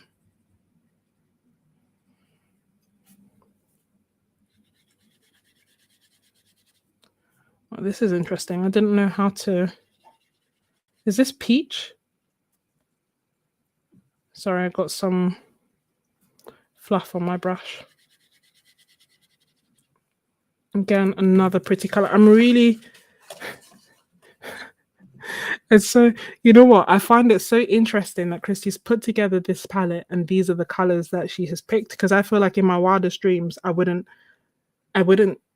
delve this far out. Does that make sense? Like, I feel like when I try to put palettes together, they end up being remixes of the primaries plus or minus a few funky colors that I like. Whereas with this, it's like, wow, it's going to be so interesting to mix. If you have this palette and you've created different mixes that you want to recommend, please feel free to recommend them now, because I'm going to continue painting with this. But they reactivated beautifully. I like the colors. I'm intimidated and trying to figure out what I'm going to create, because my crutch colors, you know, my go-to colors aren't here. My ultramarine isn't here. My magenta isn't here. I can... This isn't PY 150, but it's close enough that I could be like, okay, at least that one is there. This is wild. This is gonna be wild. I don't even know how I'm gonna paint. Don't know what I'm gonna do, but I'm gonna try. Where is my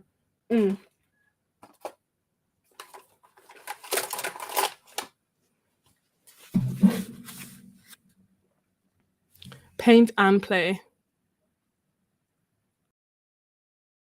Just go with it. In true Kristy fashion, just go with it and see what happens. That's basically what is going to happen right now. Should I use I'm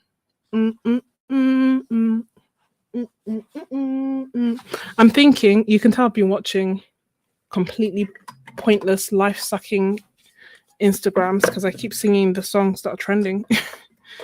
Okay. I feel like I need a bigger desk. Do you feel that way? Be bold. Love your fading friends.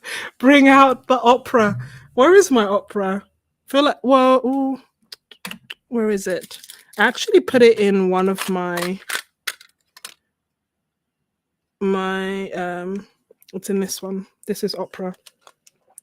I actually put it in one of my main palettes the other day. You know, the favorites palette that we had? I remixed the favorites palette and added a few colors, and I added opera because, again, I just keep feeling like I want to try it.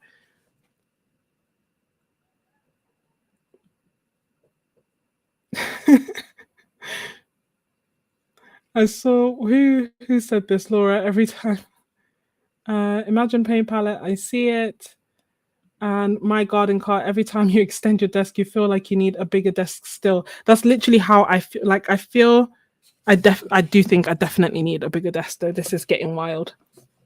Trying to just fit everything in.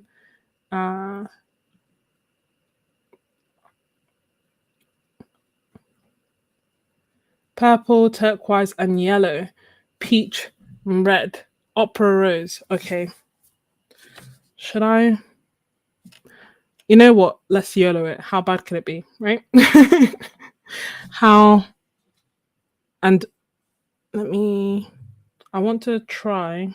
I'm going to save this for a second. I didn't even spritz it. Did you notice? I just went in straight and they reactivated straight away. I'm going to spritz it now, and I'm going to spritz my paper. And then I'm going to use my big mop brush to wet the background. And this is the pan art brush that I was using the other day. On what color scheme are we going? Pinks. It's saying pinks. Okay, we can do pinks. So this is sweet. This is sweet.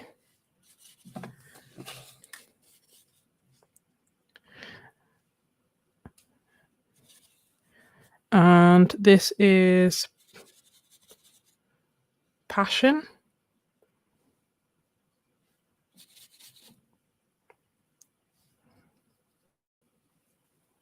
And trying to really load my brush. And take some more of that sweet. And some more. And add some more. So I'm just doing the background and trying to keep the middle relatively clear so that I can then...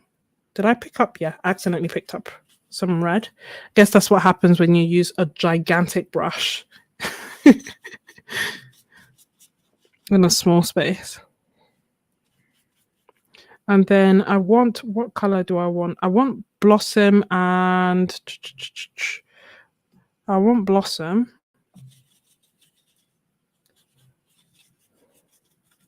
And... What other color do I want? Ooh, almost knocked down my Coke. I want Blossom and I also want Calm.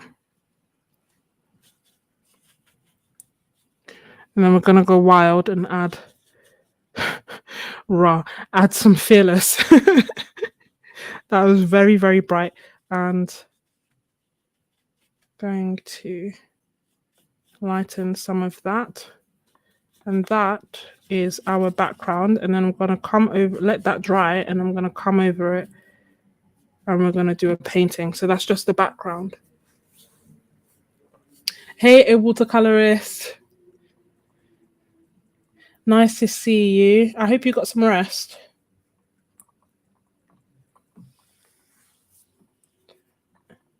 And I'm balancing my brush on top of the cup and it doesn't roll away. That's a win. Hey, Shadow.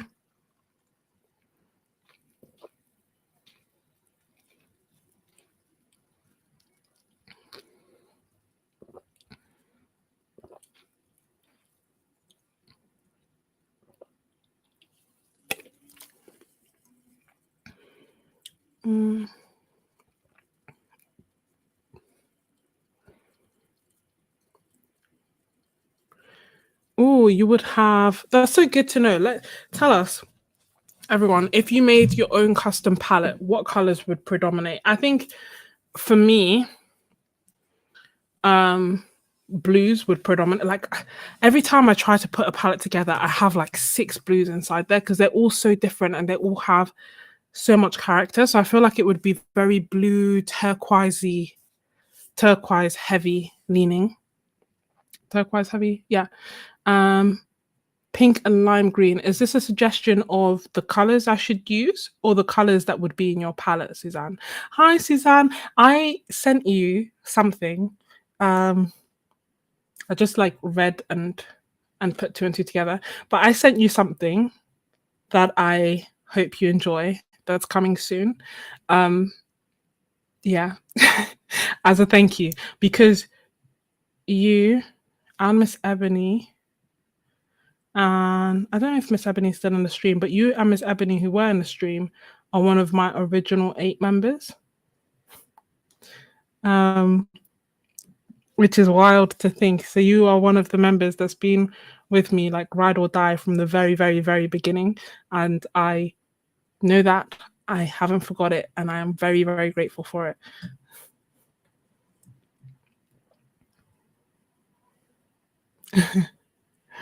Why are you guys talking about age? How did I miss this? Are you all young people? I think young is relative. Hi, Empress. Don't worry, I lurk as well. A lot of the time. Well, actually, back in the day, I think I lurked on YouTube for maybe like most up until I actually started my YouTube. I then stopped lurking as much, but I was still lurking. And then all of a sudden, bam, now I'm like super chatty in the chats because I actually really enjoy live streams and being chatty. But then I'm like, I don't want to be too chatty. But then equally, I feel like if people don't know that I have a YouTube channel and stuff, then I don't, sometimes I feel like I don't want to be chatty because I don't want to be disrespectful. Like I'm trying to, you know, command the chat or anything like that. But I feel like given that I'm still small and people don't know that I have a YouTube channel, they just think I'm like someone who's happy to chat. So I feel like that's fine. But yeah, now I'm super, super chatty in the chat. So whether you are lurking or whether you are chatting, you are more than welcome in this community. If you'd like to hit the like button, please feel free. Be greatly appreciated.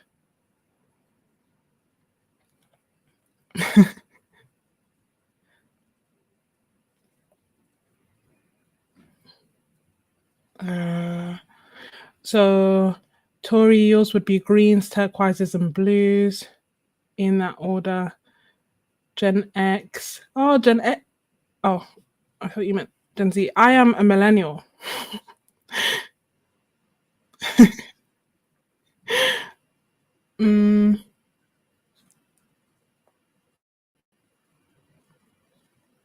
Gen X.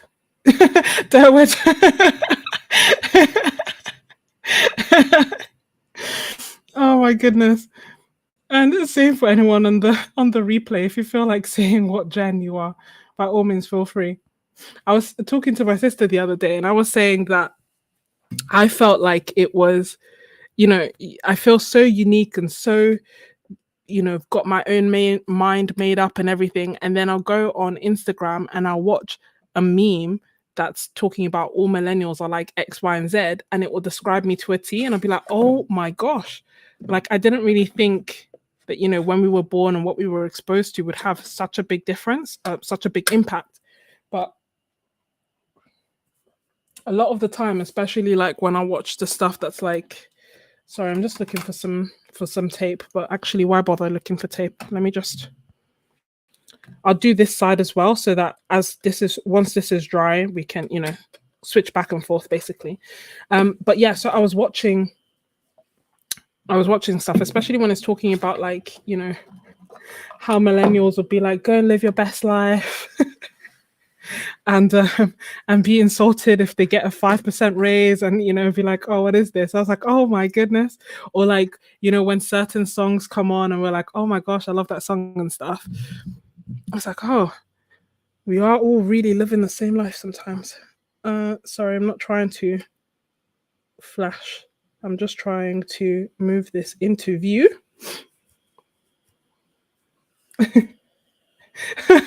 Miss Ebony.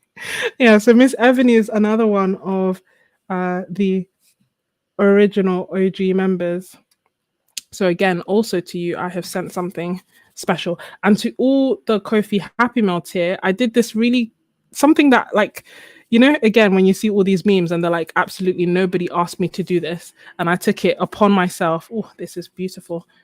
I'm a sucker for phalos, I took it upon myself to play this really cool game where I've basically like written out different prizes and rewards on a golden token and covered it up. So you have to scratch it out to get your prize. And I've done a whole bunch of different rewards and different prizes, ranging from a mini original, an art print, the gouache course that I did, the gouache workbook that I created, all these like different. Oh, let me try and mix that and see. I'm kind of curious. I took the tiniest bit of neon. You can see that I'm scared to use it, but I am curious. So that's the neon yellow, which is Fearless, that I am fearfully putting down on my page. But it is mixing beautifully with the phthalo, as you would expect, right? Beautiful bright colors. So anyway, I've made that because I thought this is so cute. Because I really like the idea of, with the Happy Meal, receiving mail that is actually happy. I don't know if this is just a me thing, and if it's not, let me know if it's also a you thing. But I dread getting a mail because there's never like, unless it's something that I have bought, it's never good news. It's a bill or it's a bill. It's almost always a bill. So whereas before I used to be like, when I was younger, I used to be really excited to get mail. Now I'm like, I can't deal. So I really like the idea behind the Happy Mail tier, and that's why I keep creating it. And that's why, because I just like the idea of sending out some joyful mail, so that you can get something and open it and be like, oh, yay, watercolor dot cards, water samples, a random game that Sketches and Scrubs is playing with me that nobody asked her to play. All this and more inside um, the Happy Mail tier. But equally, that's so yeah. If you get that, that's I was just too excited to keep it to myself. I had to let people know. Who else is loving this mix of yellow? Fearless out here dominating a phthalo. Who knew it could happen? And then also when you mix like phthalo blue with phthalo green, like these kind of two colors, you end up getting really nice turquoisey colors. So if you ever want a, phthalo turquoise, it's not the same, but you can make something very close by mixing the two. Get in.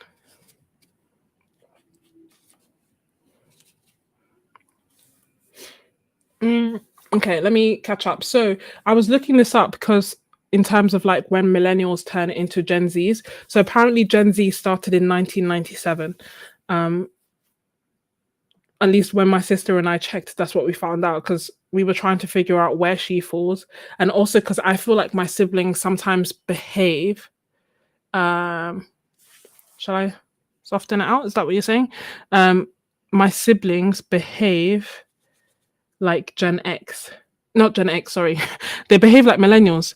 And I was just saying, I was just wondering if they were millennials, but actually they're not millennials. And we concluded that if at all they behave like millennials, is more so that they are influenced by the fact that their older siblings are millennials.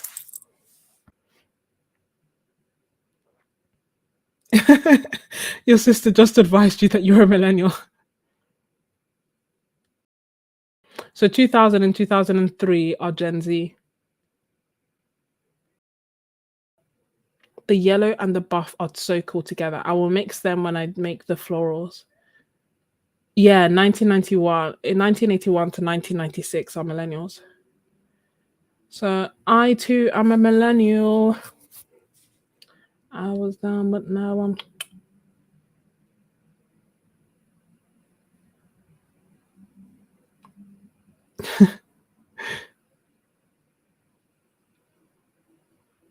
Gen X Puma.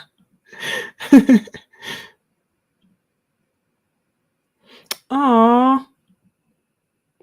Thank you, Suzanne. I'm so glad that at least it's fun because honestly, yeah, adulting, sometimes I actually think back. Let me know if you can hear me as I'm doing the blow drying or if you can hear the blow dryer and I'll stop. I just want to dry this. The colors are thus far not granulating, so they are like creating nice smooth washes. So it's fine for me to, dry. Can you hear me? Can you hear me?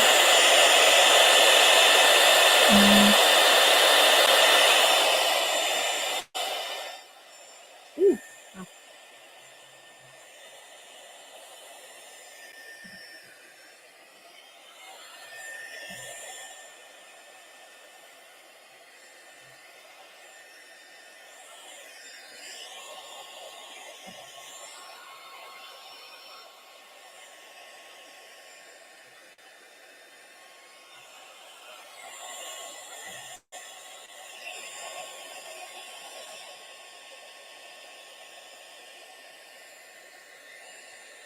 Oh. Oh yeah, sorry, I got distracted. I was wondering if you could hear me or if it cut off with the sound, new system and all.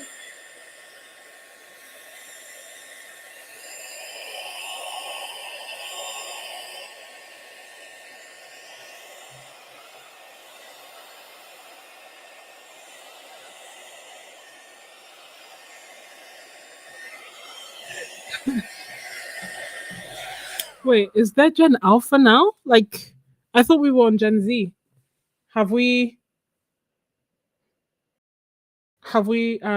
proceeded? But Suzanne, this is the Caddy Fat book.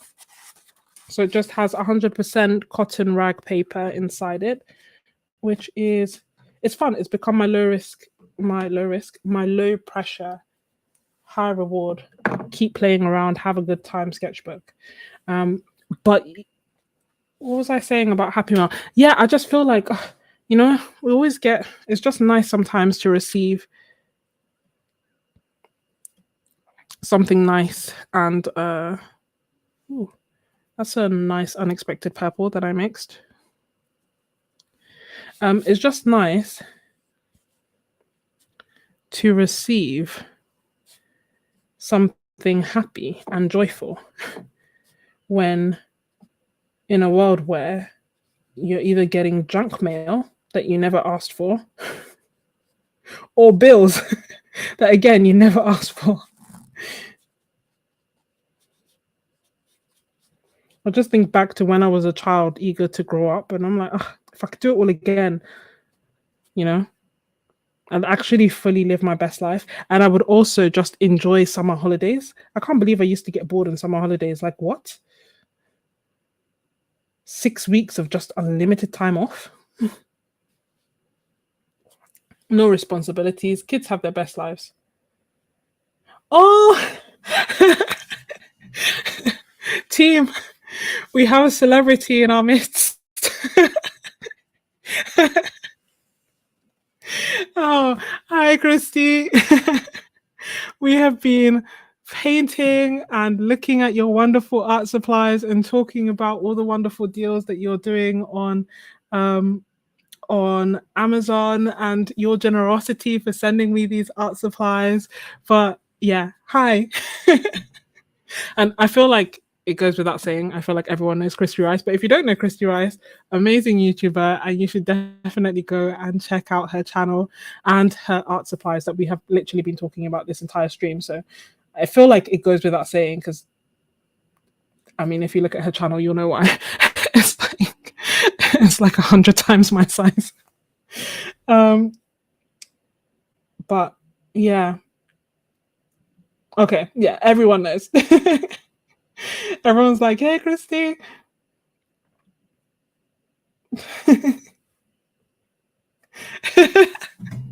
Thank you, Thrifty. Now I feel shy.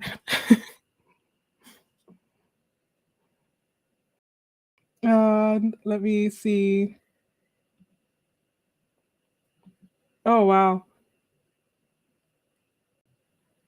And we're also in the middle of, oh no, did it freeze? Maybe it froze. Maybe, I don't think it froze. I can see it clearly. But let me know if it's frozen. If you can't see or hear me, then please, by all means, let me know. The grind continues. Okay. The stream is fine. Okay. Thank you. I was like, fine, Gine. So Terry, maybe try refreshing and seeing.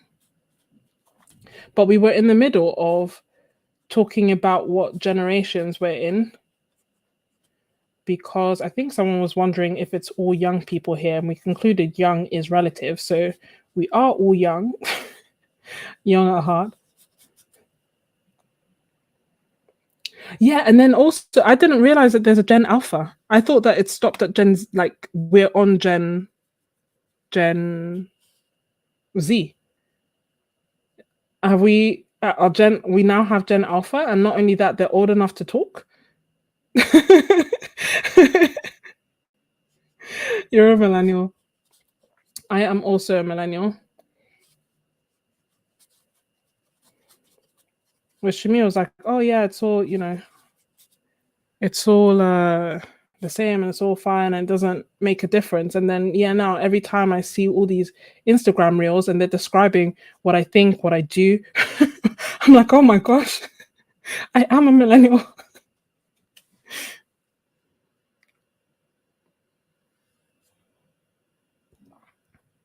Gen Alpha. How old must they be? They must be babies, no?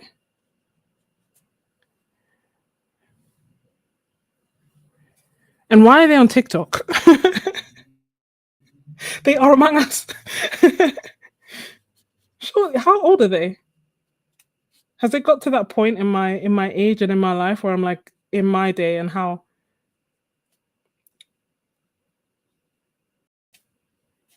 Although to me, like sometimes when I think about the fact that people who were born in 2000 have graduated uni, it just blows my mind.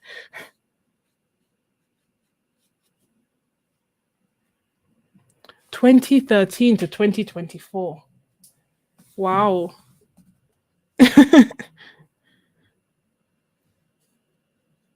That is wild. They shouldn't be on TikTok. But that's just me. Isn't it funny how I keep using fearless in a tentative way, literally the opposite, but I keep using it in every color thus far. Kristy, we were saying, I don't know if you're still here. I have no idea how you managed to think of these colors and put them together, and how, like, I just quite often put up or create remixes of a split primary that leans very, very blue and leans very like purpley making colors.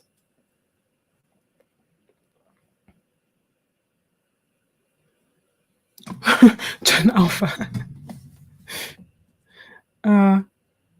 20. Wait. Okay. So none of my siblings would have fallen under that. Maybe that's why I never bothered to know of their existence. I thought we were still on Gen Z. Say Z or Z? Gen Z? I say Gen Z. Do I say zebra or zebra? I say zebra. Oh no. Gen Alpha.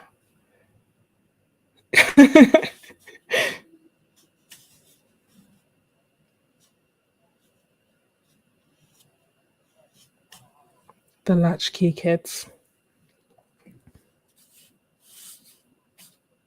Is anyone else painting, and has anyone else found any good deals on Amazon? And as we were saying earlier, if you found deals that you're kind of thinking about, or something that's not on a deal yet that you don't know, put it in your basket and see if it's on a deal tomorrow. And it will notify you if the price has gone up or down. Also, sometimes it's worth taking a screenshot if it's something that's quite expensive, just so that you know that they're not doing any funny trickery with the price. And you know if it's worth buying or worth waiting. The other thing that can also help is honey, although I don't tend to use it very much. I don't like using new technology. And the other thing is like camel. They also track prices, although it's not as accurate as it used to be, I find. But sometimes it can be quite good at letting you know if the price has dropped on something. I liked Fearless with, was it Passion? Yeah, it was an accident, but it was a happy accident that gave me this orangey color. Just gonna do some more roses here.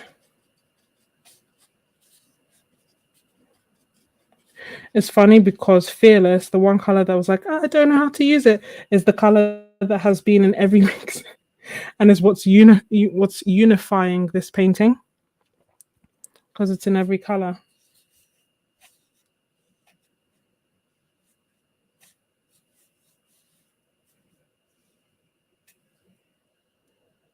Aww. Thank you, Doed. You just escaped from work, Miss Ebony.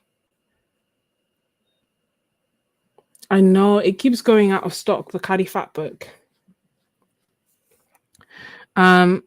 If you, I mean, what I tend to do with it is if you set, the email notification on Jackson's, then when it comes up, they will email you because it's normally there for like a few days when it does come back. But I think is what normally happens is that it comes back and then maybe like someone like me sees that it's back and lets everyone know that it's back and then it's gone very quickly after that. But if you get in there before I do, you'll be all good.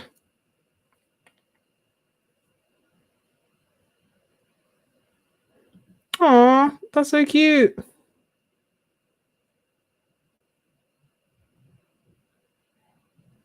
No, it's just for Prime, Miss Ebony, I think. And Kristy has loads of books out. They are available in the UK. The books.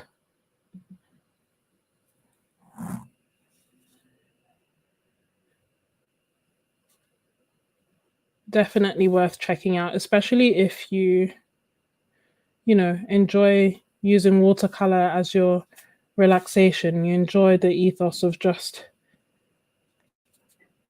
finding the joy in watercolor and enjoying the process and letting watercolor do its thing. Then you'll enjoy her books and her YouTube channel, obviously.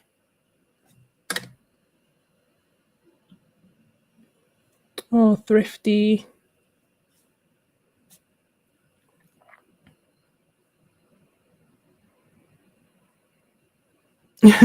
Miss Ebony, you no longer watch for the Caddy Fat book. How many Caddy Fat books do you have? Or is it just that you don't like it anymore? Because that can happen sometimes. I'm going to maybe up here. Going to want to move this around.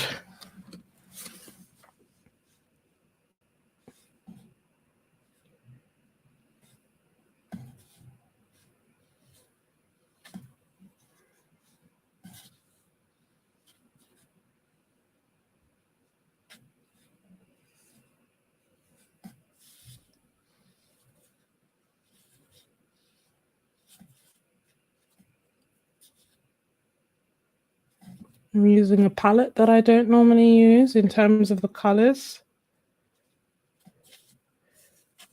And I'm trying to lean into that and just really experiment with the different colors. Obviously, I don't normally create oranges,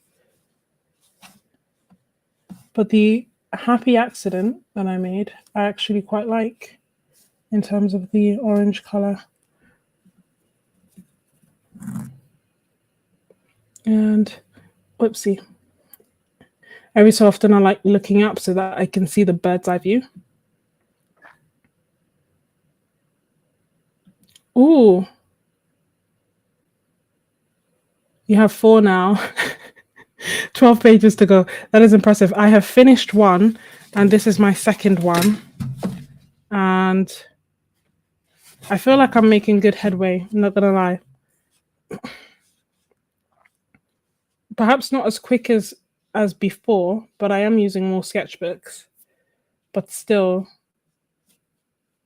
I just like that I can just grab it and do anything in it. Like if I want to make something finished, I can. If I want to, well, I tend to not do something finished, but if I wanted to, and I felt like using this paper, I could. Or if I want to do swatches, I can. If I want to paint people, I can. If I want to doodle, I can. Like, I love the freedom that I know some people experience with all their sketchbooks, but I really never did.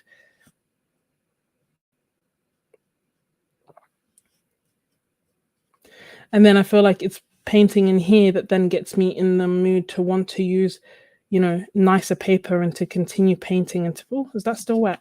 And to paint even more.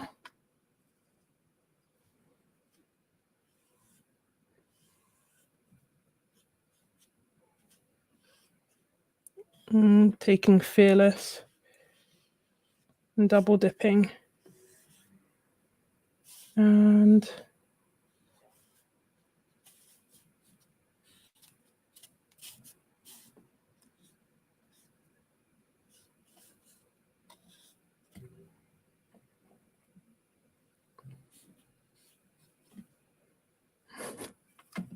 You remember even with the favorites palette that we made together.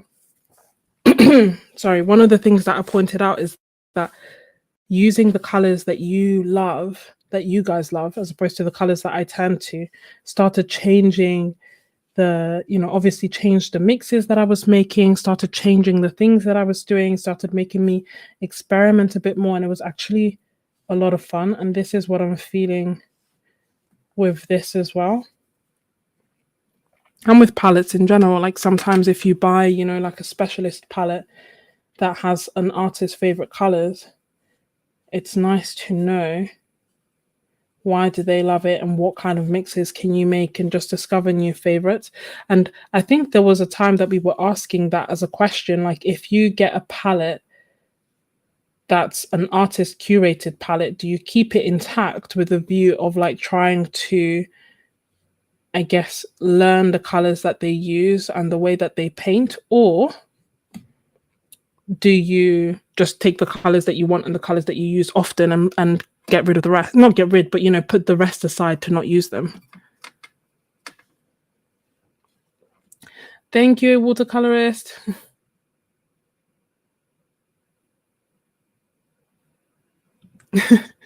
Like the video for sure. Oh, thank you.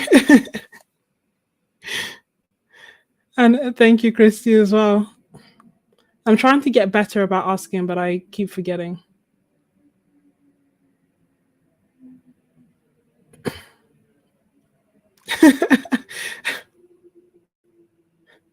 Everyone sign up for the Jackson's restock alert, and we will all have a quick Caddy Fatback back in stock alert on Discord. We almost certainly will. Kristy, so you can @reply if you are on a laptop, but if you're on your phone, then it won't @reply. But if you're at a laptop and you put the @ and then start typing their name, it will complete their name, and then it will reply to them and highlight their name for them so that they can keep up. And the sales are still going, guys.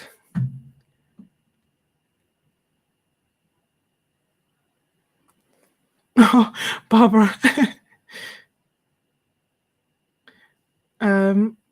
Gosh, I've missed quite a few comments. Hold on, I'm just scrolling up. Oh, thank you. Thank you, Inside Kim's World. It's emulating. We're trying to like be free and be looser. If you saw me at the beginning, I was like, I don't know where to begin. I don't know how to do it. And you guys were like, just go for it. And that's what I did.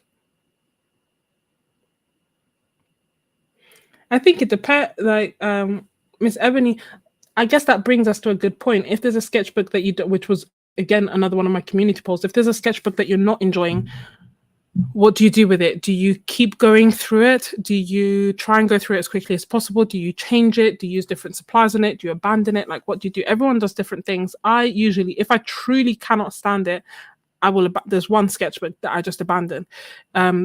If it's just that I'm not really enjoying it much, I, for reasons unknown, try to get through it as quickly as possible so I don't have to come back to it.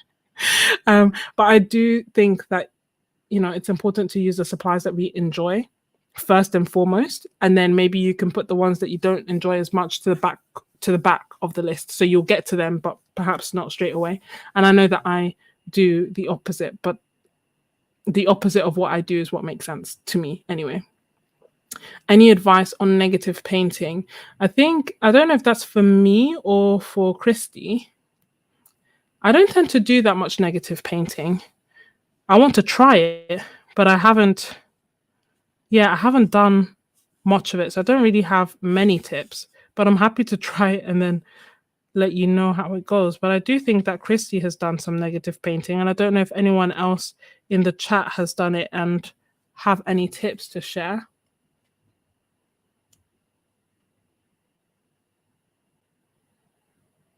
Oh, yeah. So, yeah. Do CasArt? I think I've bought one from CasArt before. So yeah, CasArt will sometimes have it in stock. They don't sell it internationally, but they will sell it within the UK.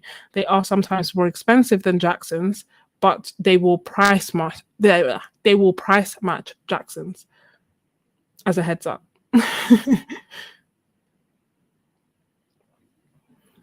Oh, with these things, thanks, Barbara. I always feel like I should say you're welcome and I'm sorry. But I'm glad that you are enjoying them. That's the key thing, you know. Neo colors are quite fun. That green is delicious. I'm so far behind. I'm so sorry. 17 comments. At least it's not as bad as when I was 120 comments behind. uh, I know the feeling, English roses, and I'm slowly getting better at breaking out of that because I feel like if you were to try to do a use it up challenge with your artist grade watercolors, and by artist use it up I mean by pans, yeah. If you use the tubes, yeah, you could definitely use it up with one painting if as a beginner if you don't really know how to handle watercolor. But if you try to do a use it up challenge with your pans as a beginner, you will see that it is very, very hard to actually use up your watercolor paints. Um, because especially if you're using like pans and you're doing all these mixes, I think you could do maybe like over 100 paintings and you still wouldn't finish your watercolor. So that kind of helped me be a little bit, I guess, braver when it comes to using my professional grade watercolors, especially if they are formulated pans. If they are pans that you've made out of tubes, then sometimes, you know, the way that we pour them and stuff may mean that they finish a little bit quicker, but that's fine because you can get plenty of half pans out of your tubes. But you have more than you think you do, is basically what I'm trying to say. And I think that, you know, you should give yourself permission, which again, I know is easier said than done because it took me a very long time to get to this point, but you should give yourself permission to use the supplies that you're going to enjoy most, because otherwise you won't enjoy the process as much. And for some, it means that they won't stick to it, you know, because they're using things that they don't necessarily enjoy. Whereas if they'd used the professional grade watercolors, they would have continued painting, and also they would have um seen that it goes a really long way. That being said, if you really enjoy if you really enjoy using the paints that you're using now, then that's fine. That's what counts. You know, I used Cotman for over a year and I didn't know the difference between artist or like, you know, professional or student grade, and I was still loving watercolors. And that's Cotman was my gateway. That being said, I think there's a difference. Basically, Cotman was my gateway and I loved it. And it got me to use Van Gogh, which then got me to use Roman Schmall, which then got me to use Daniel Smith. And like, I never really went back. But before that, I used one called Major Brushes that I hate, that I truly hate. That was chalky, that I didn't enjoy. For some, apparently over 1,000 people on Amazon, they will love it. And that's fine. But if you enjoy the paints, use them. If you don't enjoy the paints, don't use them. And that is irrespective of the label that's on the paints. I think how you feel about them and how you use them matters more. I hope that makes sense. A rant is over. I feel like I'm speaking to my past self, you know?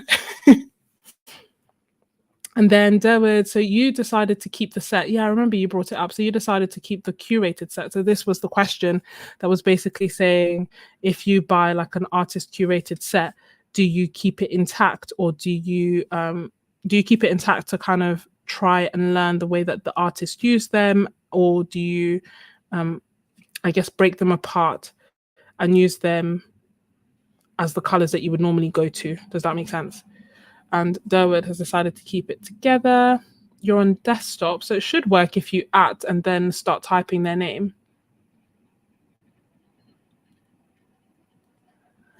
I don't buy on Amazon US English roses. I buy on Amazon UK. It won't even let me, most of the time, it won't even let me ship from Amazon US to Amazon to the UK.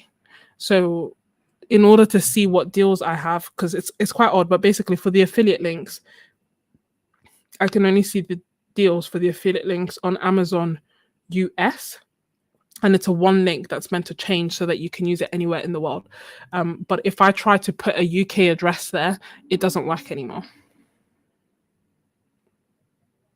Um, that's fair enough, Miss Ebony. I feel like I have 10 sketchbooks on the go at the moment. It's getting out of hand. I need to get to less than 10. mm,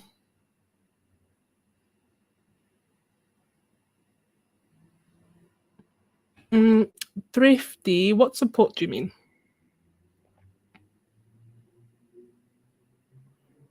Because I'm always behind. I'm sorry. Did I find any paint combos that I like? From these at the moment, right now, yes. So I found this orangey color is Fearless and Passion. So Fearless and I'm pointing, you can't see. Fearless and Passion gave me this nice orangey color that's glowing, I guess because of the Fearless. The greens I have got from a mixture of using Growth and Fearless, Growth and Flow. Yeah, Growth and Fearless or Growth and Flow, and a mixture of all of them together. Because as you can see, my palette, I've just been adding more or less of those three to get this range of greens. And then I just used Fearless on its own and watered it down. But yeah, my go-to mixture at the moment is Fearless and Passion, and that's what's made the majority of this. But it's funny because I was saying that Fearless, which was the one that I was most worried about using and tentative about using, is the one that I've used in every color that I've mixed thus far. uh,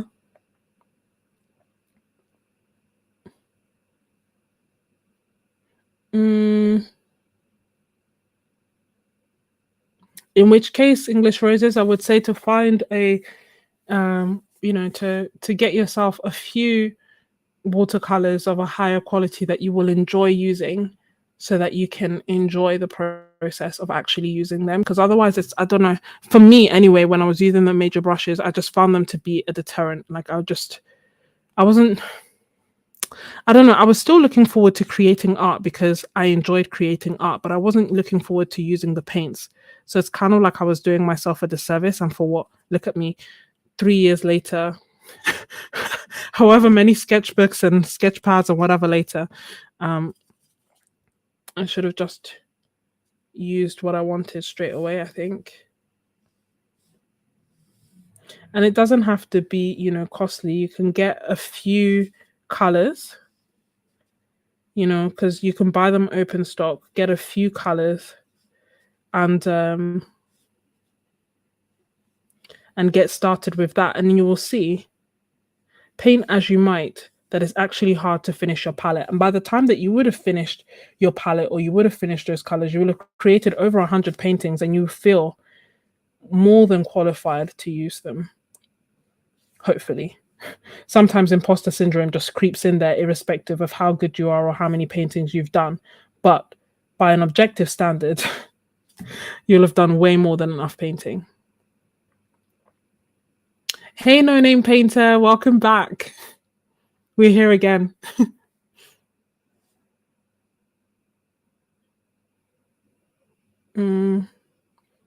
Oh, English Roses. Yeah, so again, I think it's if you love your artist grade, paint with them.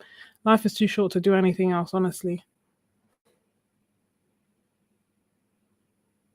Yeah, I feel like everyone has that experience where or not necessarily everyone, but certainly when I started, I did, where I bought paints. It's kind of like watercolors and stuff, aren't cheap, especially if you're like initially straight away, I don't really know much about watercolors. I'm just going to look at the sets. If you start off, look at the sets, you're like, whoa, these sets are, depending on which ones you're looking at, you're like, whoa, these sets are crazy expensive. And then you'll see a set recommended and it will say something like, oh, this set is £7 for 113 colors. And you're like, you know what? That seems more reasonable. Buy it, and then absolutely hate the paints. At least that's what I did. But I'm glad that we all persevered and found paints that actually ooh, that actually worked for us.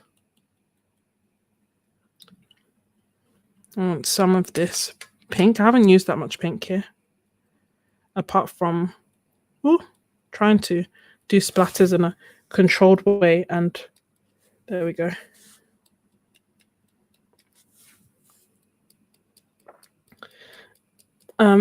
Yeah, I'm glad that we persevered, because art is good for the soul.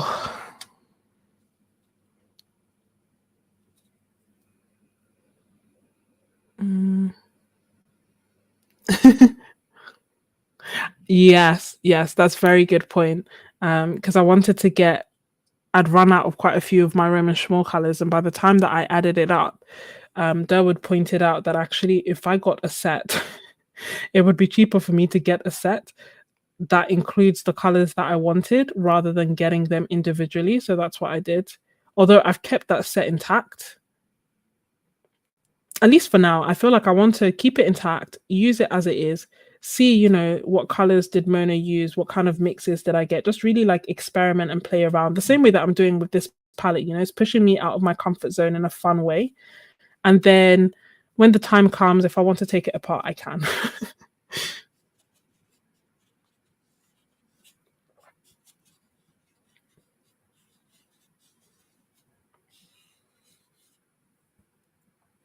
Feel like I used a lot of colors.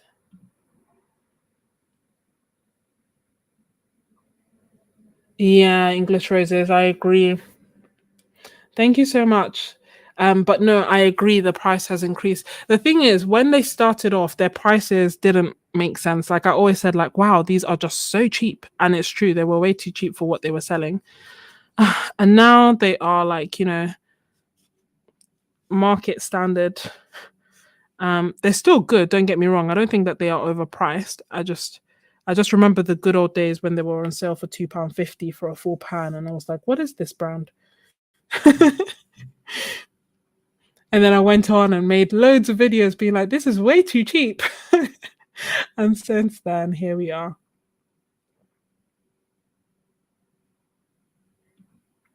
Yeah, they definitely use them. I agree.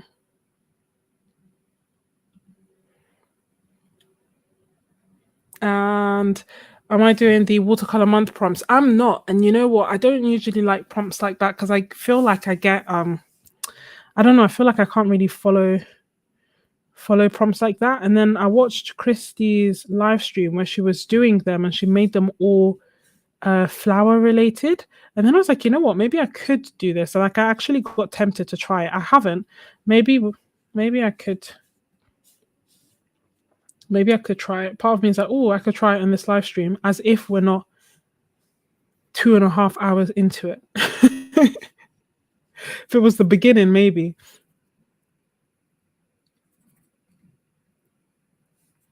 Shall we do the other side?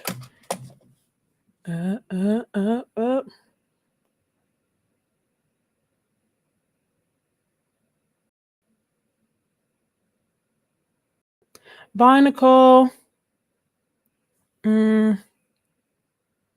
Oh, okay.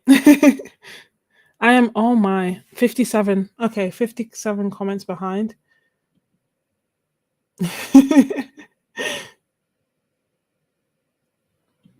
So, have you caught up on what is watercolor months?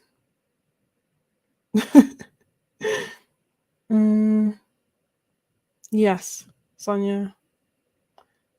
Okay, everyone's kind of caught up. So for those who are watching and are like, what is watercolor month? Doodle Wash created watercolor month, and each year in July they create a list of prompts that everyone can participate in watercolor.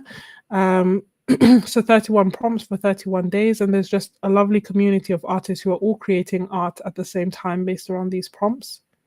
But you can Google World Watercolor Month Doodle Wash and it will come up.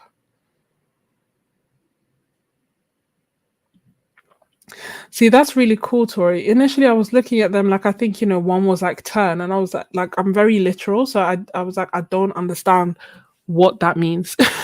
Like, how am I supposed to paint a turn? And like, I don't know. So even in my art membership, I do create art challenges, and each time that I create art challenges, I create PDFs to kind of go with them um to I guess support the challenge, and also hold on, sorry, I'm trying to concentrate. But yeah, so I do them to try and support the challenge, and I include like different references or the ways that I'm going to try and approach it. And I also kind of set it up so that you can do it at any point. It doesn't have to be at the same time that I'm doing them, or but they are very I feel like they're not as prescriptive, so they can be for any medium. And they're not like, how do I explain it? So say for example, right now it's about size. Um, what was the one before that? Oh, the other one was like master studies. So irrespective of what medium you use, irrespective of what subjects you create, you could do an art challenge on master studies, because there are plenty of masters in all disciplines. So that's kind of like how I was doing the kind of challenges that I create. That they emulate the kind of challenges that I like to do, basically. But I don't tend to do ones that have prompt lists where I'm like flower, patch, this, that, because I don't know how to follow those prompts. But anyway, when I was watching Kristy and she was making them all flower based, I was like, I wonder if I could do that. Like I did actually get tempted. So I like the idea of also making them landscaped based. I feel like, I guess, yeah, they do seem more doable if you have something that holds it all together, like a unifying theme. Sorry.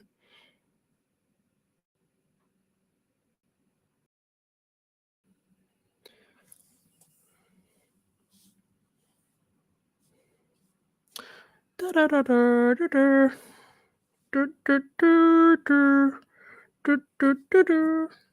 need a different song in my head. I still got joy in chaos. I've got peace that makes no sense, and I won't be going under. I'm not held by my own strength. 'Cause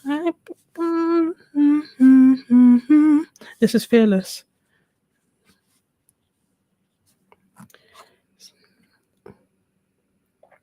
You always paint something else if you don't like the prompt,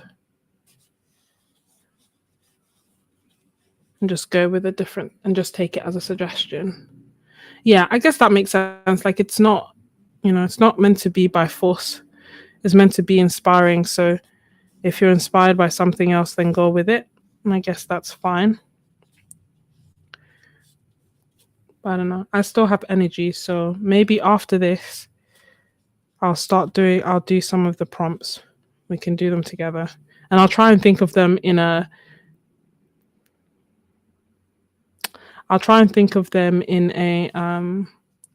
like related to florals.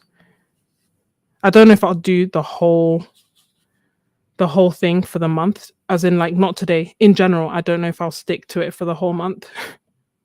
But we can do a few and see how it goes, and I'll try to like be quick with them. I've used loads of Fearless, but let me. I still got joy in chaos. I've got peace that makes no sense. I'm going to, and I won't be going under. I wonder. Let me look.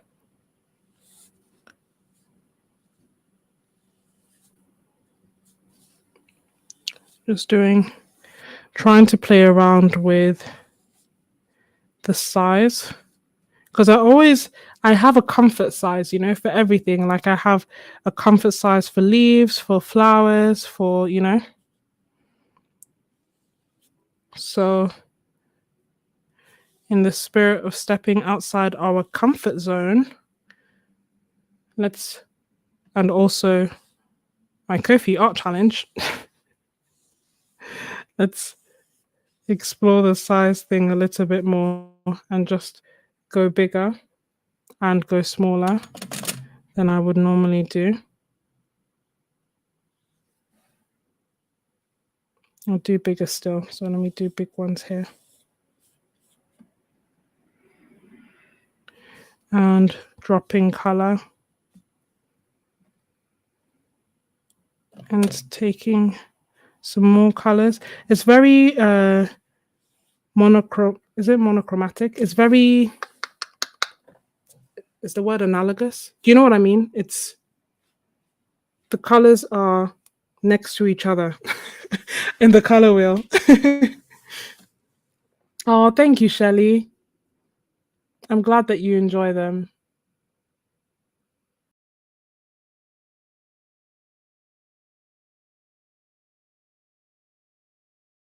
Yeah, Sonia, you're doing amazing. It's so nice to see all your prompts all your paintings each day.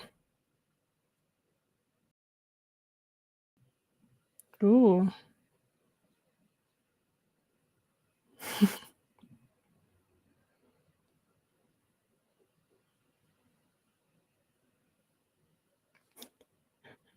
Dana, are you talking about the song that I used to sing?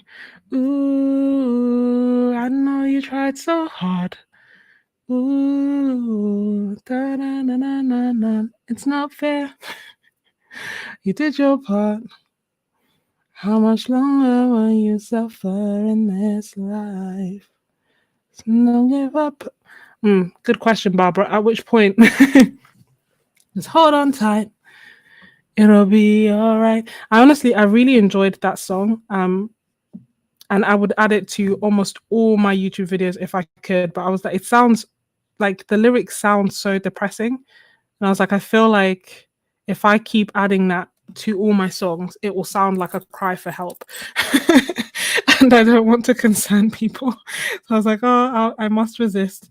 But before that, I was singing Joy in Chaos, which is the remix of... My sister was telling me this. I still got joy in chaos. Was it? What's the original? I'm not out by my own strength. I've forgotten the original. To be honest, I learnt the remix first. I didn't realize. It will come back to me. It will come back to me, Barbara. Yeah, exactly.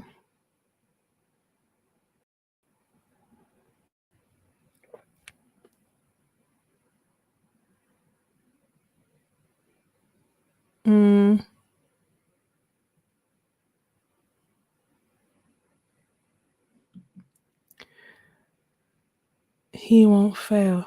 Which song was that? So I was singing like, I still got joy in chaos. I've got peace that makes no sense, and I won't be going under. Not held by my own strength. I'm trying to think of the rest because he never let me down. Every season. So why would he fail me now? No, so the song that I'm singing now is called... The song that I'm singing now is a remix that's called Joy. Oh no. Got paint on thing. Joy in Chaos is what I'm singing, but it's a remix song.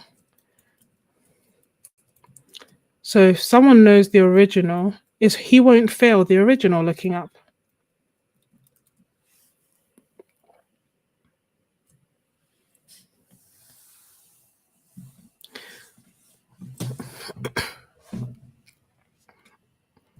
Yeah. So I'm singing the remix, but the original escapes me. When I think of it, I will send it. But yeah, that's the version that I keep singing. It's funny because it's technically like a rap song. It's a gospel rap song, but the original is not. But I just happened to stumble upon it on Spotify, and I just loved the fact that it was saying, I've got joy in chaos, I've got peace that makes no sense. And I was like, that is what I strive for, to like just be so like to have peace that just makes no sense. Because I feel like in order to be peaceful in this world, it actually has to make absolutely no sense. Because there's plenty of reasons not to be. But I will also look, he won't fail. Looking up. I'll look at that. There was, I wonder what other songs do I like? There was another song that I was singing to myself the other day. Like I was dreaming about it and then I woke up and was singing it the whole day. But it also escapes me. Oh, I know. I don't think I have the vocal range for it. I apologize in advance, but we're all friends. Oh my, will I get demonetized? Every live stream playing these risky games. It's fine. If it tries to demonetize me, I'll just mute this bit because it's not by force that everyone hears it. Okay. What was it? Oh, so it's but who? CC Wainans? And it sounds like, I love your voice. For you have led me through the fire.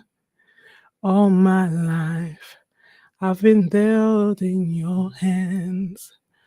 From the moment that I wake up, her voice is lower than mine, until I lay my head, I will sing of the goodness of God.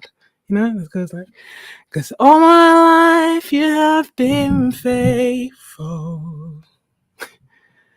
And all my life you have been so, so good.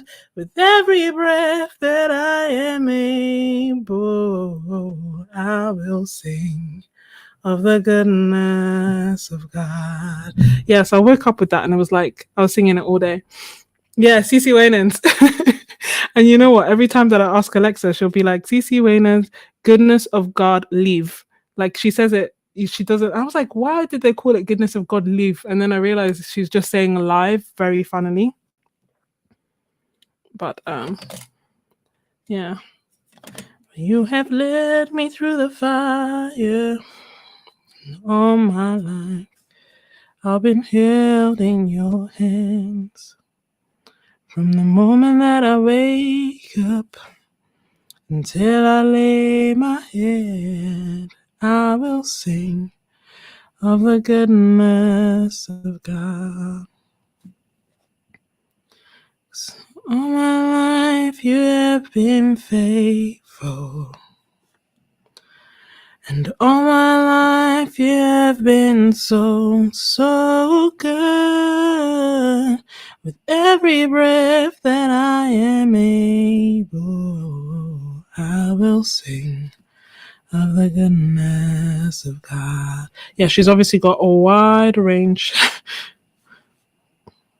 So I can't sing it, but it was nice. Oh, everyone's singing. Oh, that's good to know, Barbara. Thank you. And thank you, Emmett.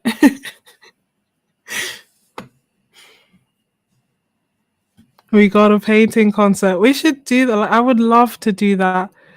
Maybe one day I'll just do like I'd love to do like a Afrobeats painting session, but I would also love to do a gospel painting session and we just listen to gospel and paint because, yeah, I feel like that would be a lot of fun and a lot of good. You have led me through the fire. But because I had like all those random Instagram songs in my head, that's why I had to consciously think of a different song to sing, and naturally it tends to then lead to gospel.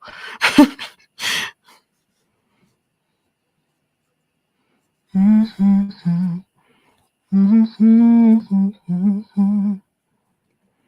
the moment that I wake up until I lay my head, I will sing of the goodness of God.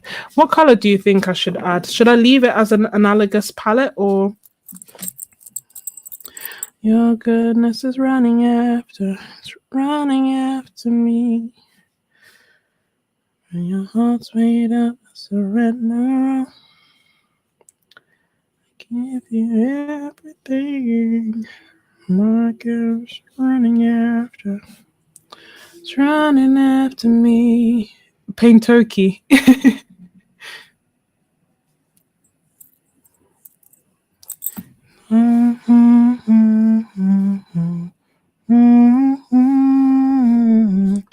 Every breath that I am in. I wonder, or I'm trying to think. I wonder if they're like I'm trying to think of other songs. Ideally, songs that won't get me demonetized. Or get me flagged. It's not even the monetization, it's the, getting flagged is not a pleasant experience. Because I feel like if it happens a certain number of times, it shut down your channel, no ifs, ands, or buts. And every live stream, I'm out here risking it all.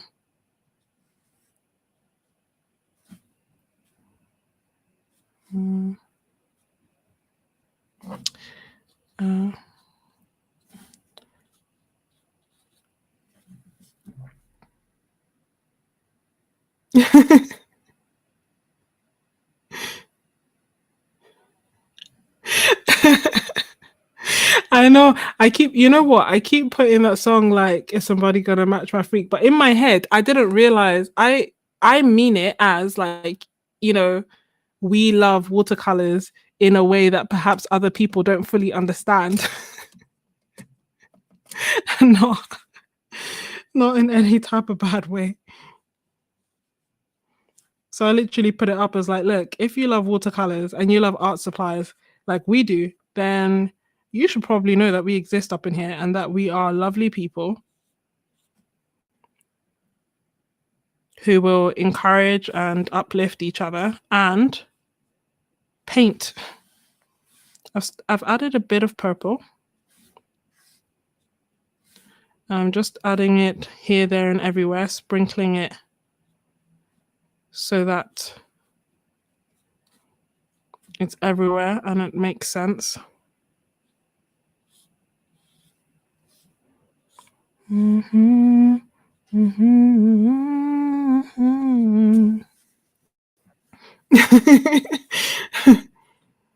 Bye, Yoli.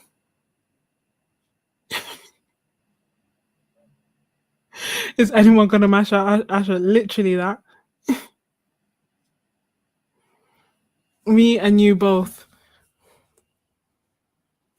I feel like I just love their potential, I love what they stand for, and the fact that, it means all the different things that I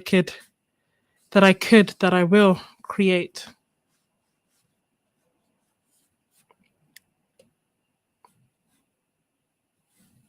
And obviously if it weren't for it, we wouldn't have this awesome community. We wouldn't be here talking together. So I'm grateful.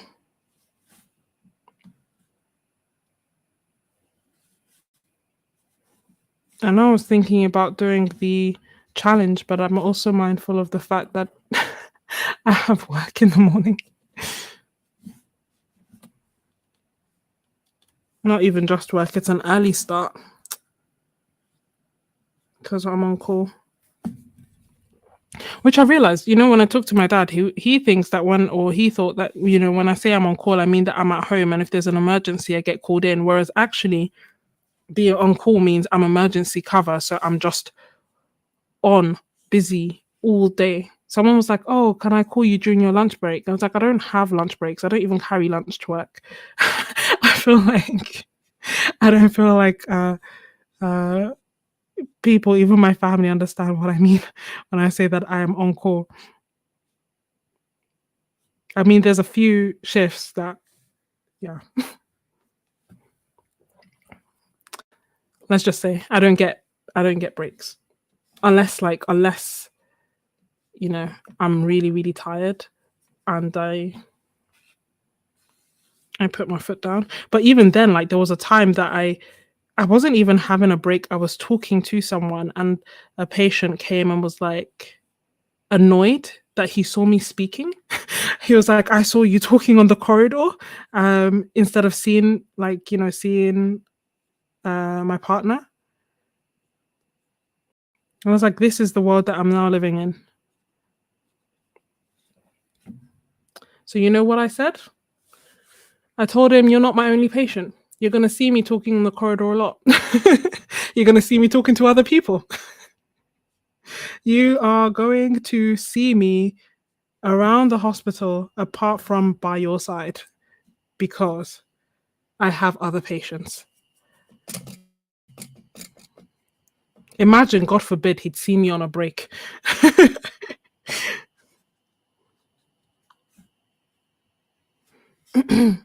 Yeah, no, it's also against the law here, but what can you do? If it's busy, it's busy. Yeah, no. So people, yeah, Ruby, on call for me means I'm on emergency cover, which means that I'm in the hospital and every emergency that comes in is my responsibility. Every delivery is my responsibility. I I'm gonna try this, but here they are. I hope you can see. I'm every woman. It's only me. Anything you want it, baby, and do it naturally. Oh, oh, oh. Oh, yeah. I'm gonna say that, but then I was like, I don't know if I can. But basically, most of the time, I don't. And then, not only, you know what's worse? I don't need to because I don't drink anything. So then I don't need to. As in, I'm not doing it so that I don't need to. I don't have time to drink, and thus it doesn't occur to me that I don't do that. Go to the restroom as a Terry advised me to say because we normally say toilet, but yeah, I don't need to go to the restroom because I haven't had anything to drink, and thus there is nothing in that bladder. But yeah, I enjoyed that. I do still want. Shall we try and do the? Yeah. Now actually I've started. This is terrible. And don't get me wrong. Okay. Like outside, like being on call can be up and down, so it's not like it's crazy busy all the time. But part of the reason that I just don't bother carrying lunch with me or whatever is that when you're eating, it's not like you can have a break, you can step away, you can eat your food and relax. It's like you're eating and then someone's coming to ask you, can you do this, can you prescribe that, can you see this person, can you do that? So it's not like you don't really get a moment to yourself, or you're eating at like 4 or 5 and then you're about to go home anyway, so your dinner will be spoiled, or you don't, like I would carry it and then I wouldn't have time to eat, and then I would just have food that's now spoiled because it's been out all day. So then I was like, you know what, it's just easier for me to not carry anything. No, fully fledged doctor for a few years now.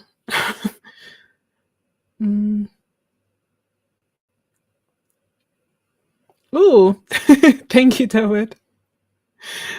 Vintage and thing. I almost feel like this one, when it dries, I would want to add white to it.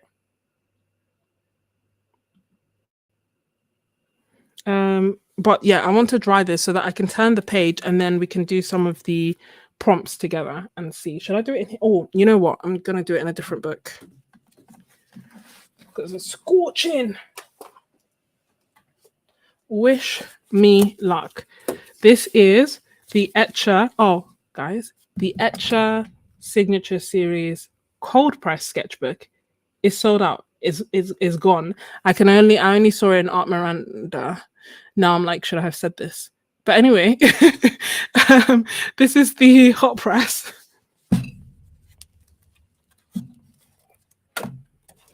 It's only me. Ignore this. I started it. I didn't finish it. I need to finish it actually, but I'll finish it a different time. Anything you want to, baby, do it naturally. Oh, oh, mm. Um. Oh, thank you, English Roses. Yeah, it's been how many years now? 8 years.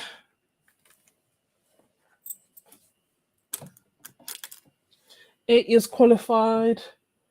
14 years of studying. Where is my? I'm looking for a clip. I'm looking for a guy in finance. I saw I've spent so much time on Instagram. It's actually ridiculous. But I saw another meme that was talking about like someone going around, printing out something like "I'm looking for a husband" or "Yeah, I'm looking for a rich husband," and she was just sticking it on rich people's houses. And after spending a day trying to find a place that I can afford to live in, I was like, you know what? I may have to. I may have to do this. I may have to resort to I'm joking because I was thinking their wives won't find it funny. But you know, crossed my mind. Every woman. Can you see how easy it is for me to forget? So we'll have to go back. So my life, you have been so good. With every breath that I am able, I will sing of the goodness of God. Okay, cool. So, what are the doodle? I am indeed. I'm a so in the US OBGYN. Oopsie. And so all things women's health. You have led me through the fire. I'm looking for the prompts. That's what I was saying before I started singing. Looking for a guy in finance. Watercolor month prompts.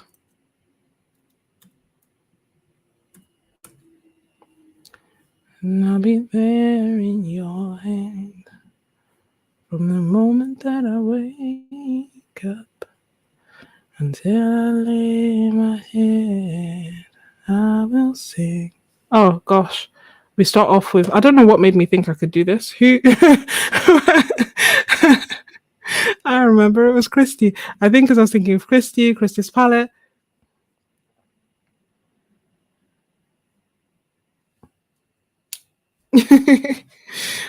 So I have these two pens, Lamy Safari and Food Pen. Enjoying both. Still kind of trying to get to grips with the Food Pen because can you see how it has that that angle? So I'm still trying to use it to its full ability, and the Lamy is my go-to happy comfort medium. So the first one is how should we? I don't want to do the whole page with them. I think I'll do small. I need tape. Yeah, let me just tape it off. So I'll do small quadrants.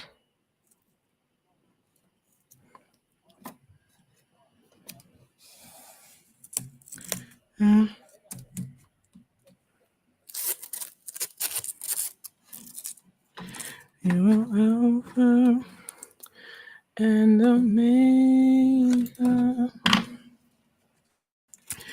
We worship you, Lord. You are worthy to be praised. I'm trying to get this edge down. And Omega. Also, I realized in in the US is different. Do the doctors US and maybe Canada? Do the doctors do all the deliveries? We worship you alone. You are worthy. In the UK, we are only called in if something is wrong. Usually, yes. Almost always. Or if they're high risk. We give you all. But tomorrow I'm doing emergency gynae, so the glory. So no babies. We worship you alone. You are worthy to be praised.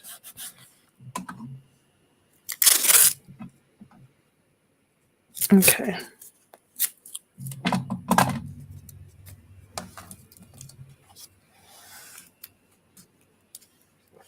Yeah, there's quite a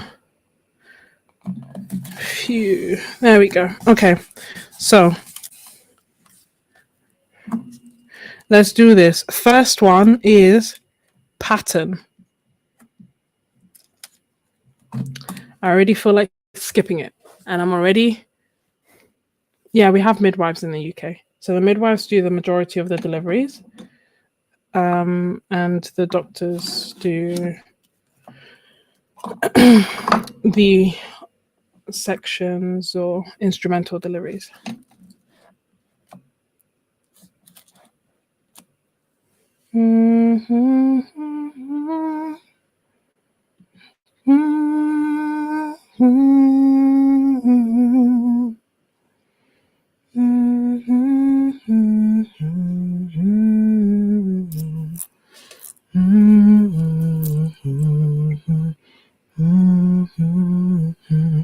Let's use. So this one is pattern. So what I'm thinking is I'm going to be pretty simple about it, and I'm just going to do a pattern. A pattern of flowers. Is that cheating? Is that ingenious? I have no clue. So I'm going to use sweet. And I'm thinking roses to like start off, ease my way into the challenge. That's super light so you can't see it. And I'm trying to make it pattern-esque, so I'm going to do some small leaves. Oh, I don't feel like you can see any of it. This one isn't light. I think it's just the way the light's hitting it.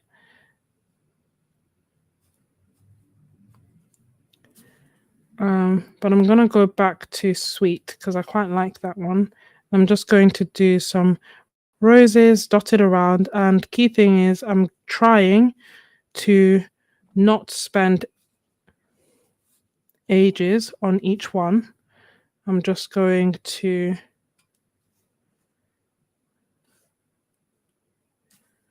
be quick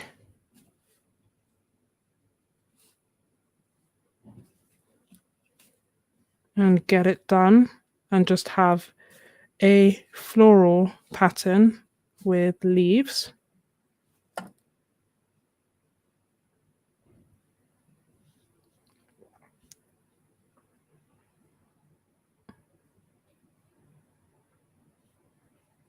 It'd be great if my leaves made a bit more sense. And okay, making some more of those roses.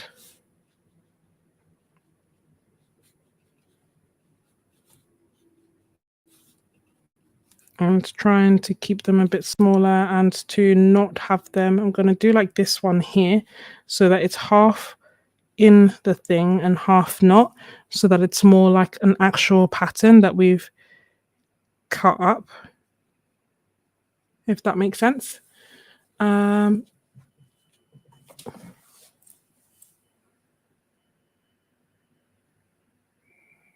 How about some African patterns? I wouldn't even know.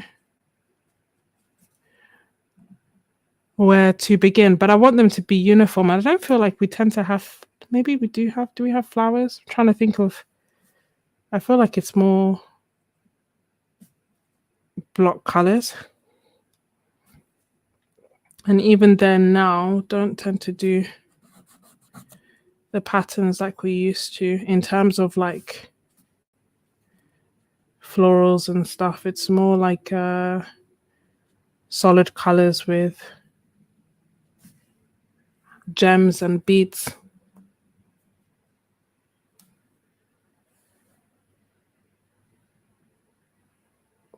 I haven't used the Pro Markers English Roses. I don't know if Derwood or Miss Ebony have, because you had mentioned it. Have you tried using the Pro Markers? What are they? As in, like, how do they behave? Are they like acrylic markers or?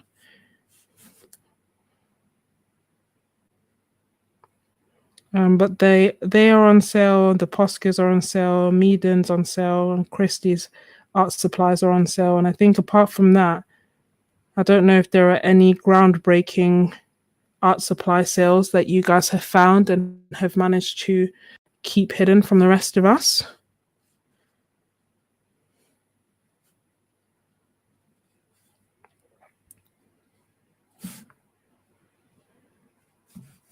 Kind of curious if anyone's watching on the replay up until this point, let me know. I always like hearing from people in the replay. I feel bad because I feel like as I'm doing the live stream, I'm not engaging with you as much as I should. But it's always pleasant to know that you actually watched it back. So by all means, please feel free to always say hi. I feel like I need to add another color, or should I call it a day and call this pattern done? Does it look like a pattern? It's pouring down with rain. Pro markers are alcohol brush markers.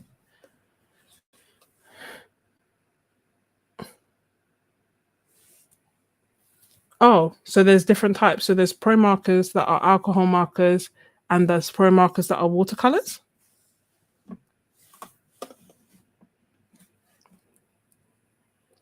Is that what we're saying? Did I understand that correctly? I'm going to do some that don't have any leaves on the end and are just branches. Just trying to fill in some of that white space. And I'm trying to not have them all go in the same shape and in the same direction, and and I'm gonna add some berries.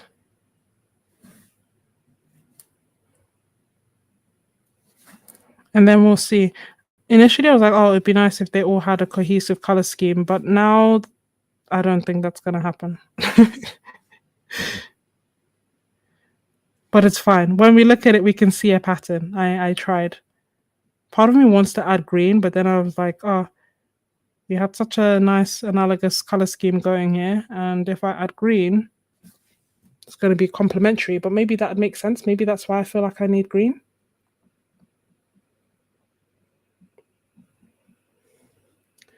Let's see.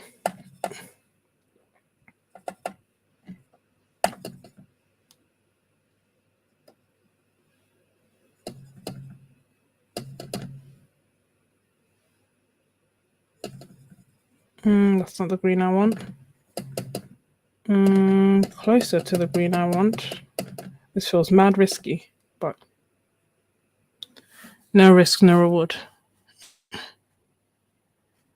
I'm just going to add tiny, tiny bits of green.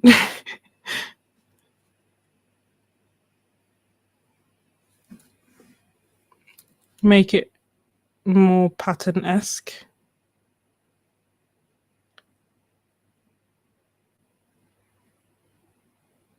And then what's the next prompt? That's what I'll...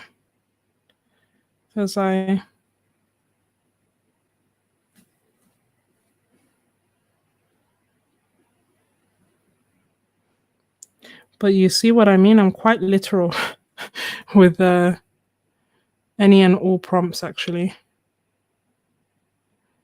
Which is why the prompts that I create, I try to be very loose and prescriptive and just picking the kind of prompts that inspire me.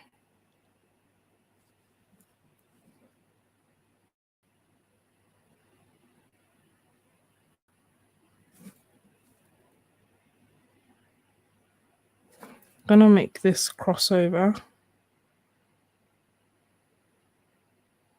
Sorry, I'm gonna look up in a second.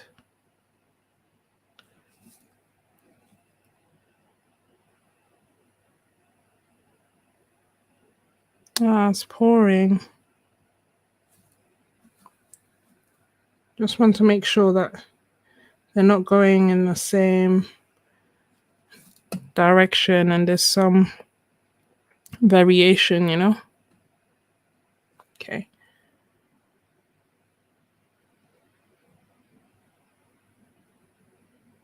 Okay, well, next prompt is rush. So I thought with rush,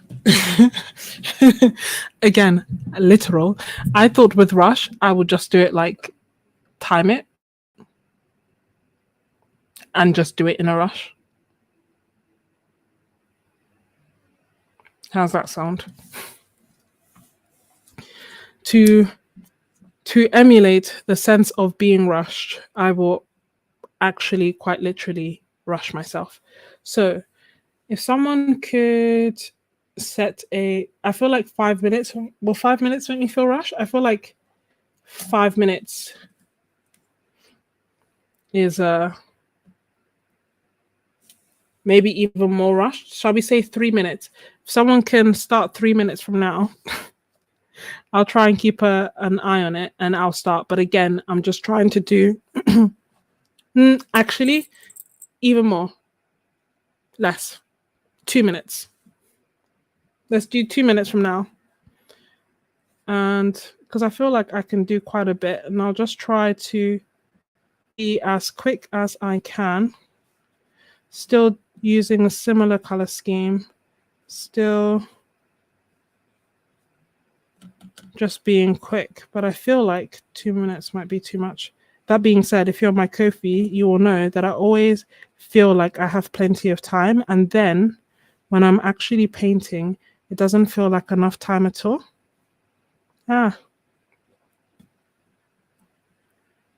Don't rush me. Is he trying to rush? Is he trying to rush me for the sake of the prompt?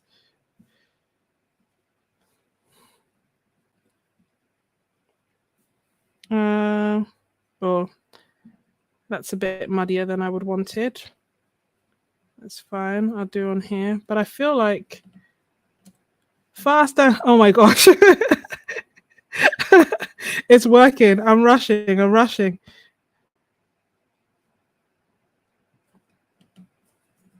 The pressure. Move. More energy.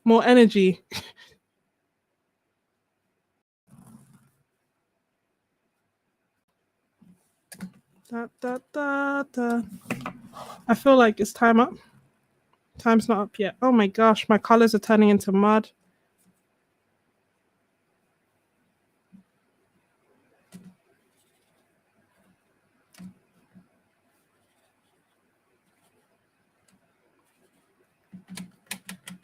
$30. Come on. Apart from taking all that out. And are we almost done?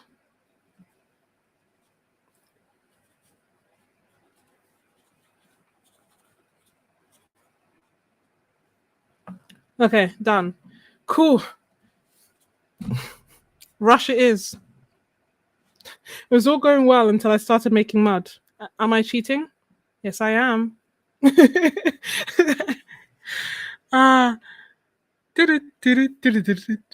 Then turn. Okay. So everyone was saying Paula Abdul for rush or something. But here's the one I thought for turn, right? I thought for turn, what we'll do is, 'cause for turn, I thought what I'd do is maybe for this to again emulate Rush, every 30 seconds, I turn it. I turn the book. So if someone, or maybe it's easier if I do, oh yeah, or a turn arrow, maybe that would be easier. But I was literally just going to turn and make it make sense, and then turn and make it make sense, and then turn and make it make sense, and then eventually just end it.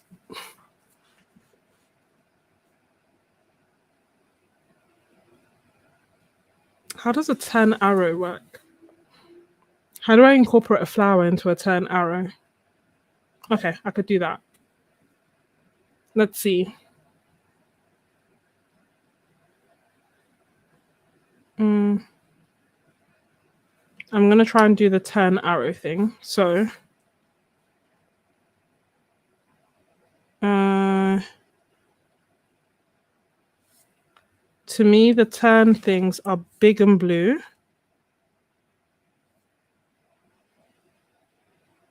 And they look like this and like this.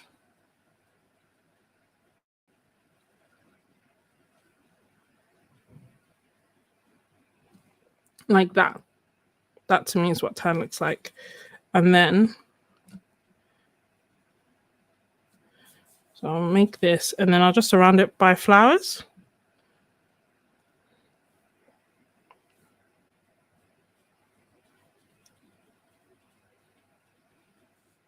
It's easier than turning the book around. But yeah, there was a time that I made a piece that's sold now actually that I called, forgotten, I can't believe I just forgetting everything. But I made a piece and I basically turned it every so often, and it meant by the end of it that whichever way I looked at it, it looked right. Does that make sense? Like for me, it was complete once every angle that I turned it to looked complete and looked right. Whereas normally when I look at my pieces, I feel like there's very much this is the upright way and this is not the right way. But with that one, there was no one upright way.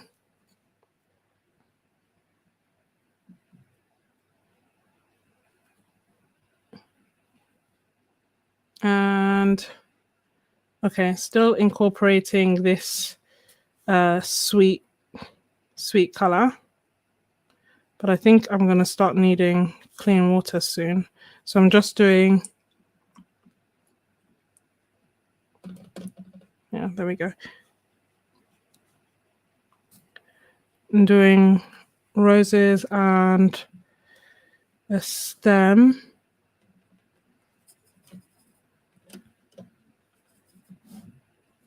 What am I missing? Let me know if I'm missing something in terms of in the comments.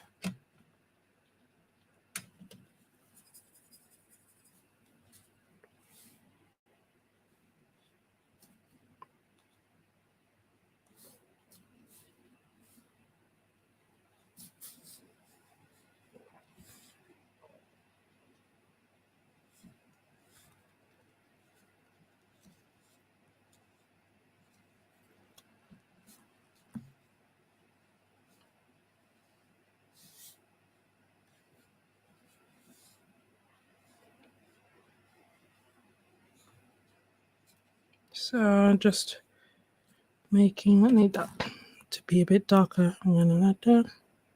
Da-da-da-da.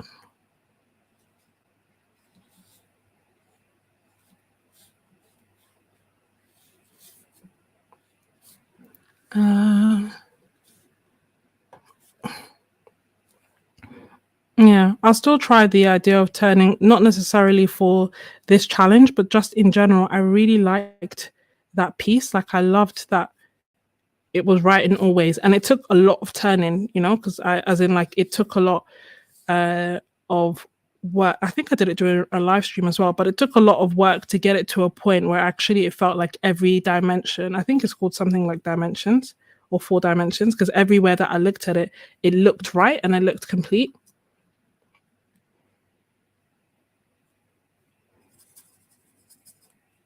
And I really enjoyed that and putting that together.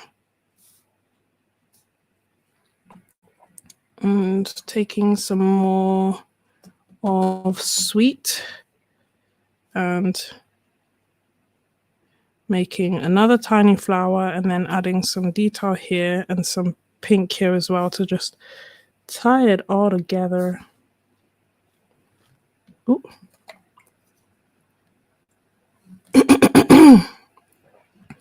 And then now we can complete the blue.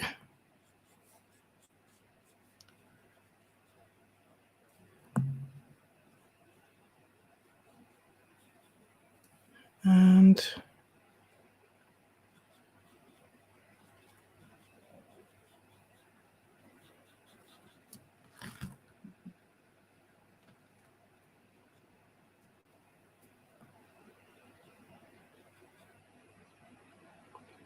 cool. Which one's next?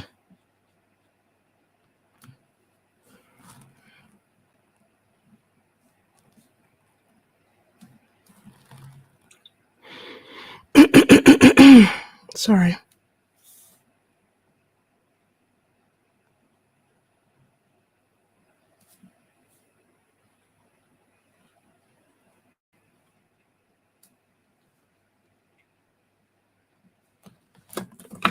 So that one's turn. I'm going to just keep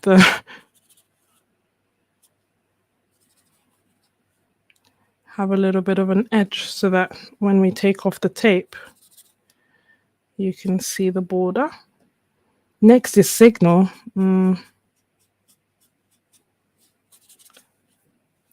Out here looking like we're going to school. So, as in driving school. So, I feel like doing the same thing, but making it a traffic light. How else do you signal? Or like, what other signals are there?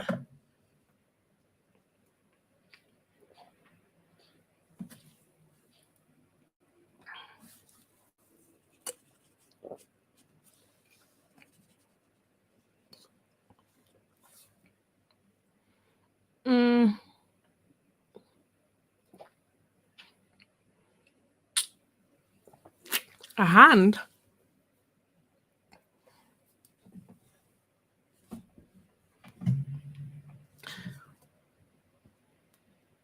Ah, I see.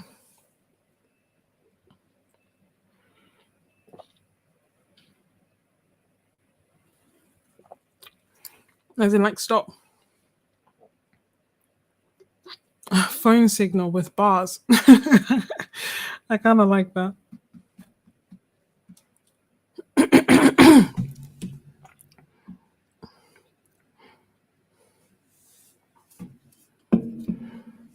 I'll do the phone signals one so that I can do flowers on top of the bars. Don't know if this is actually going to look like a phone signal, or maybe I should have done Wi-Fi signal. That would have been clearer. This might just look like bars.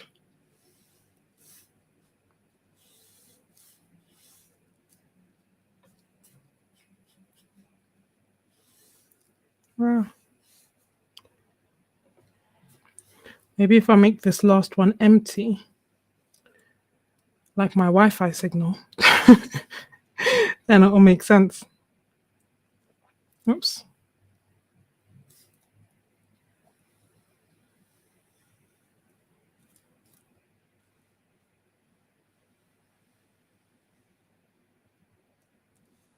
And then I'll do one that's like there, coming off the edge.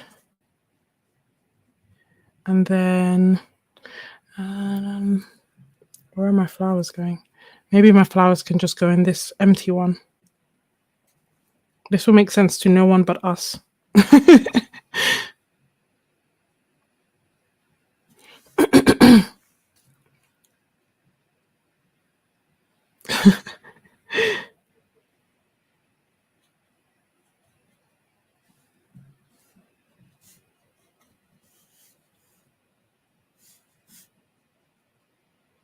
At least I'm keeping the same flowers in them throughout, so there is some cohesion, even though it doesn't necessarily feel like it.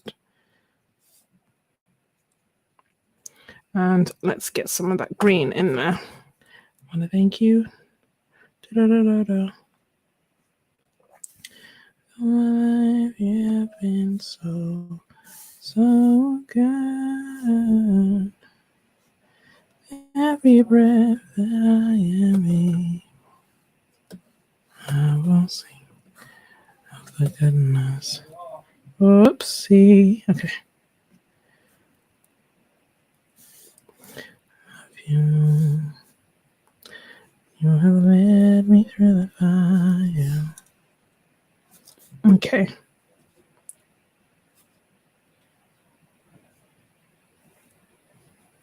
Does that make sense for Signal?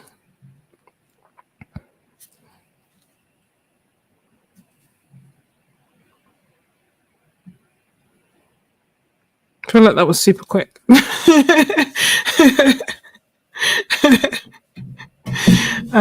Maybe I'll do the Wi-Fi one. But I feel like that won't necessarily make sense. I think it makes sense. I'll just write. What comes up on the bars when you look? It is just... Maybe I'll just do this one, the Wi-Fi one as well. I'm looking at it, but I'll do it as like half. So it's in here.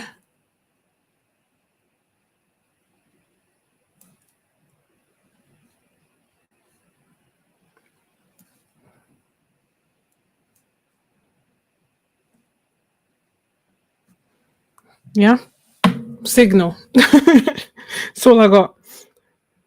What's next? I guess when I do them like this, it's pretty quick.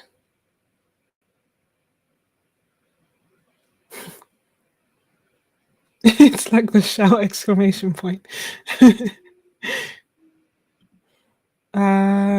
Patch. Patch. Patch, patch, patch. So, I don't know if I need to tape because I actually didn't need to go to the ends.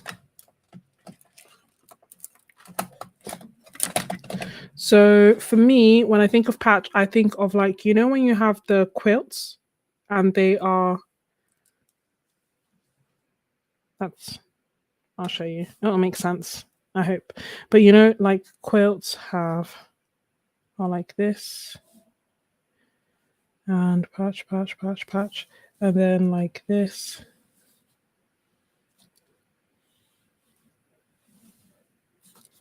Patch, patch, patch. Patch, patch, patch. Like this. And then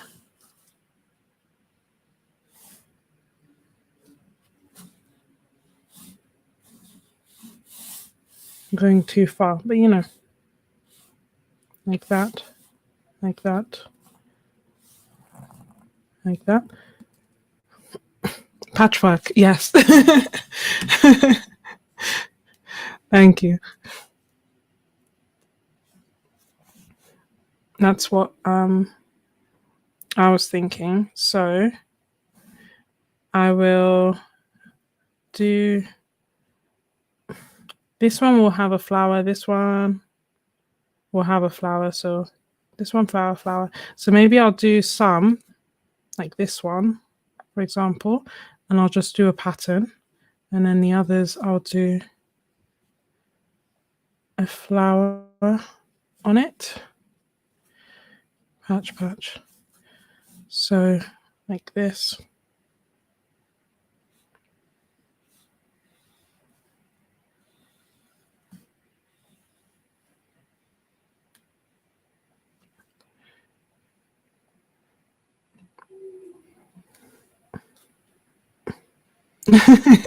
You first thought of iPad. Well, that's the thing. It will be a patch will mean something. All these prompts will mean something completely different to everyone. I think that's in part the fun of it, right? we all use the same prompts and we all come up with completely different things.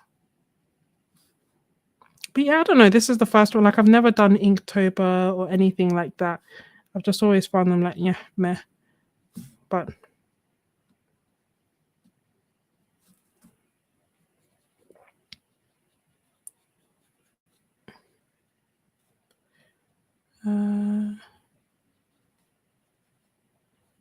so that's like that, and then I'll do a pattern on this one as well. Maybe I should have done this one for pattern, actually. It'd be great if I could.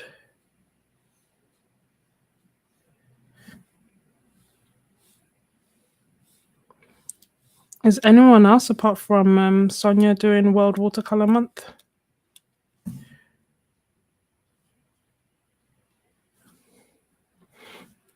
Now you're thinking of parrots. Hi, Jennifer. Welcome to this live stream. It's taken so many twists and turns. Started off with sharing that the Etcher Nano Satchel is out now and that you can get 10% off if you use the code Sketches10. Then we started talking about like the sales on Amazon, pros and cons, and like putting them things in your basket so that you don't miss, but also so that you don't buy things that aren't actually on sale, but the price has just changed. Then we went through all the amazing art supplies that Kristy Rice has gifted me, and somehow we have landed on doing the prompts for World Watercolor Month. Oh, you're doing it too, Jennifer. And so are you, Tori. So what kind of things are helping? What kind of things keep you going with these challenges? Okay. So I've got the patch. Hold on. Probably need to do... Maybe I should have taped this down.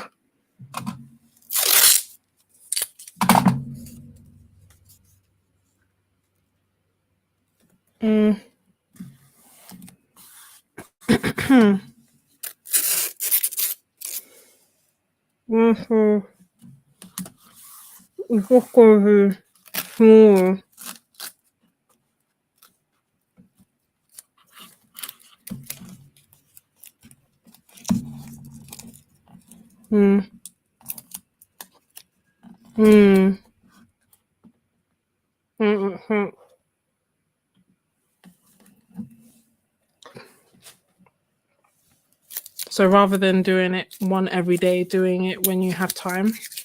I guess kind of like this, like we've done how many prompts?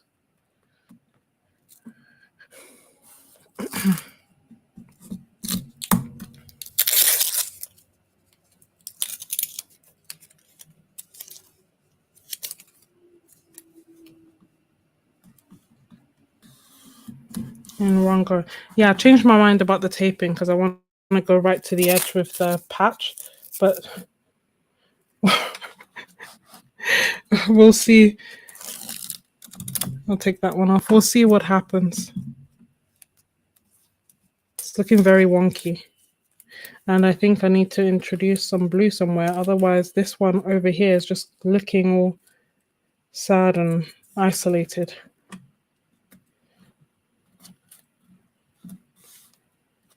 Oops.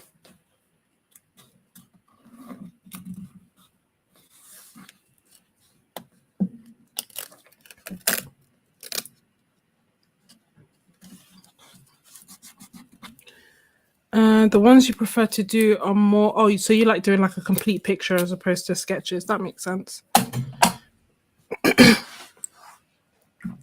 I really like seeing the ones like, I know some people will literally come up with, like you say, not only like complete pictures, but it's almost like there's a story behind it and just the whole thing.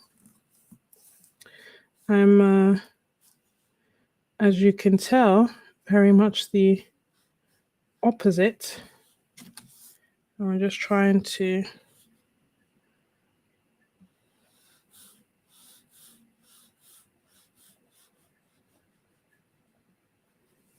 I'm just trying to try it actually, because I haven't done it or attempted it or thought about it, or even considered doing it before. And it's only when I saw Kristy doing it in, using flowers and just doing it pretty quickly, I was like, I guess like there are many different ways of doing it. Maybe I can try and do that.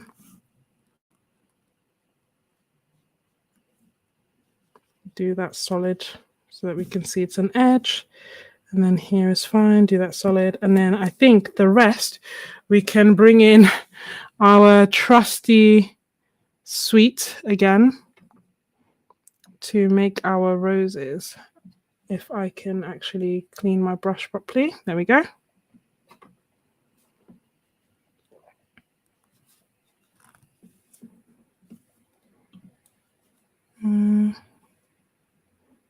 Oh, that's good to know, Tori.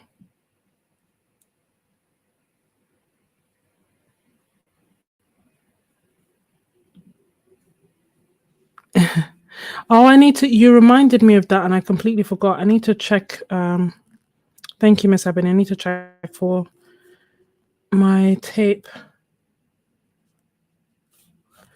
Let's see if it's on sale.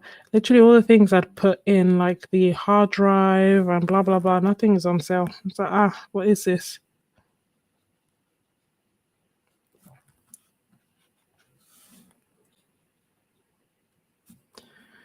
But yeah, I should check that. So where would it make sense to have blue? I guess it would have made sense to put blue in Rush, but we can't put it in Rush because, so it's going to have to go in this one. In what capacity? I'm unclear.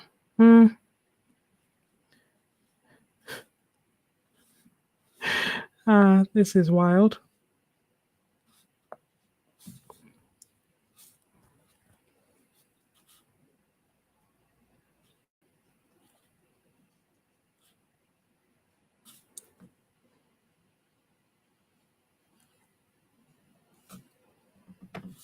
Don't judge me. I feel like if this is, your first time here, do not judge me on these paintings, on today's performance, or Although I hated it when I first put it down. Good night, Sonia. I'm actually quite liking them together now. Still, I don't feel like this is what you should judge me upon, but it's looking better than my initial gut reaction of like, what have I done? Put a staining color that is not going to lift straight down in the middle, no going back. Oh, good night, English roses. Sleep well. Probably a sign I too should go to bed soon.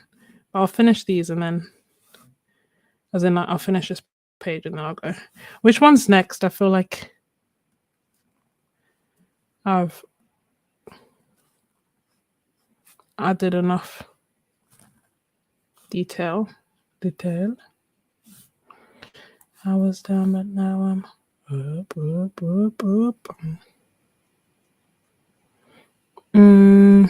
Oh, okay.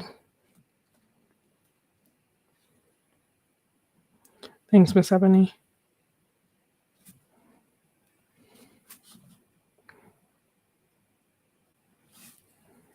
Next prompt is Rusty.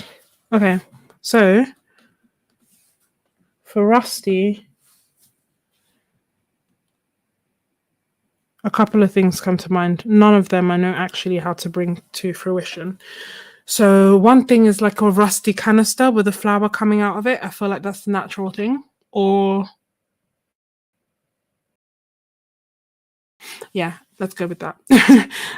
The other thing I was thinking is like an old rusty abandoned car with like flowers growing all over it, but I don't even know how I would start doing that. And we are 3.5 hours into a live stream. Now is not the time to start creating a super complex painting. So might leave this blank. We'll see. Maybe this is where I'll write the prompts. So what's after Rusty? So I know which one to do in the big one and which one to do study. Study is after Rusty. So I'll do Rusty in the big one because I feel like I like that more than Study. Let me clean out Fearless and add some of that magenta to it to get that orange. Whoa. Clean it out again. Okay, so we've got that orange. Let's do this canister, shall we? What does it look like?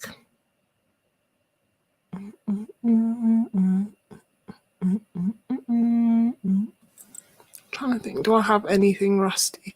I'll do it like a maybe like a rusty can. That's what I'll do.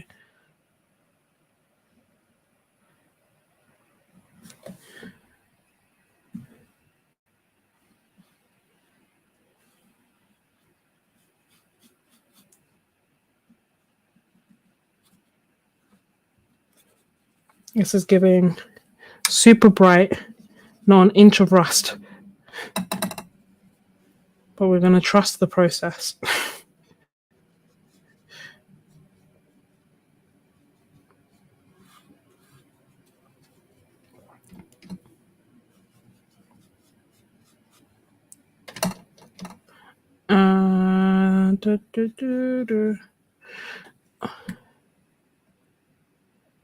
Bye, Emmett. Thank you so much for joining.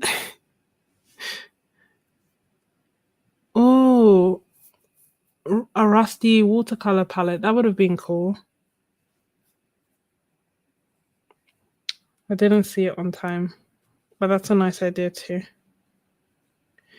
How do I make this brownie? Feels like I would need to add blue, which I have, and that completely overpowered it. So let's try again. And we have a brown. I just need it to be darker, I think. Purple. Look at me trying to deliberately mix mud.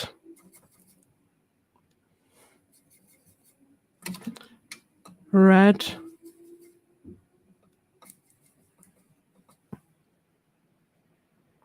Think we got it. I'm now out here trying to think, what does rust look like? Oh, you can't see it. But I'm just adding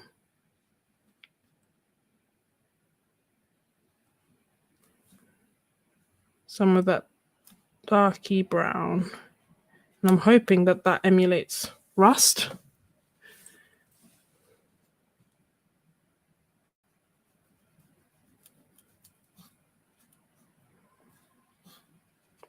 And then we can bring in our trusty rose. I don't know how this ended up being the focal point in all the paintings, but it feels too late to change now.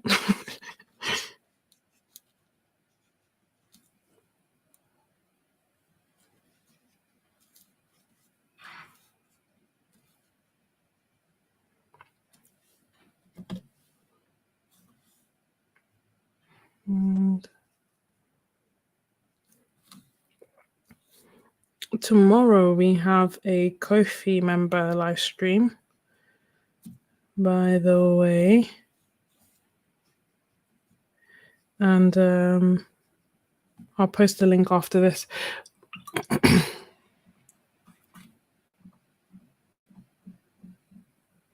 You decided not to link yours. Yeah, that makes sense. It wasn't. I thought like it would be nice to have a color scheme, cohesive color scheme. But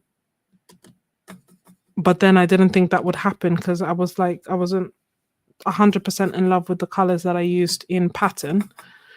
But it appears that the rose has made its way into everything. And it feels like it's too late to get rid of it now. That being said, I'm not doing all 31 prompts, so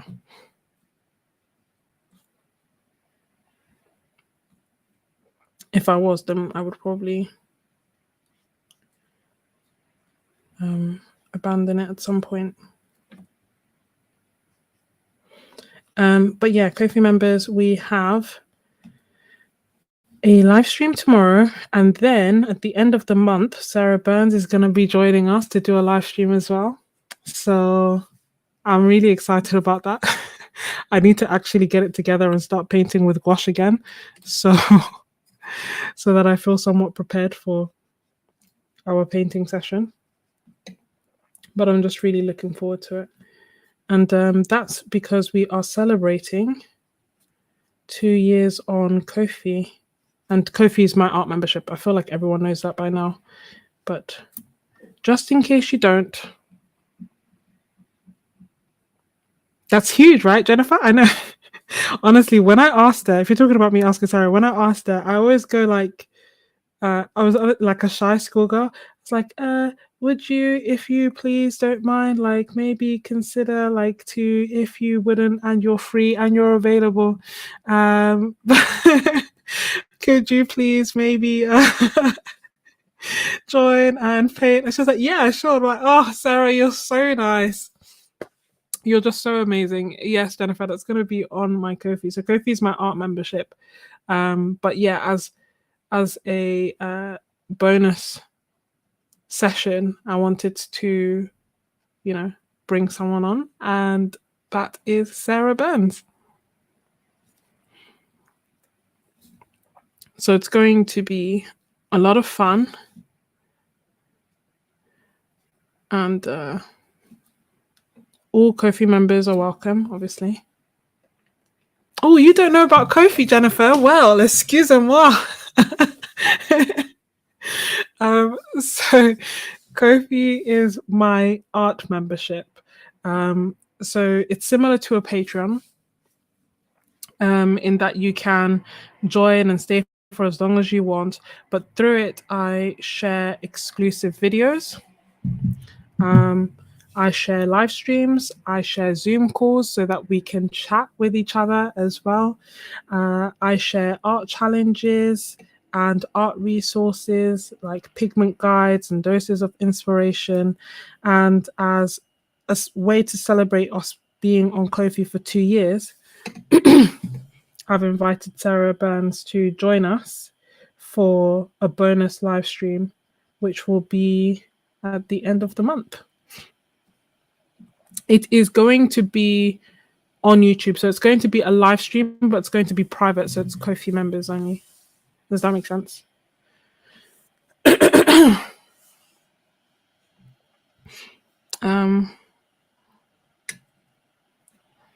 So it'll be similar to this, only that it will be Sarah Burns and I paint with you.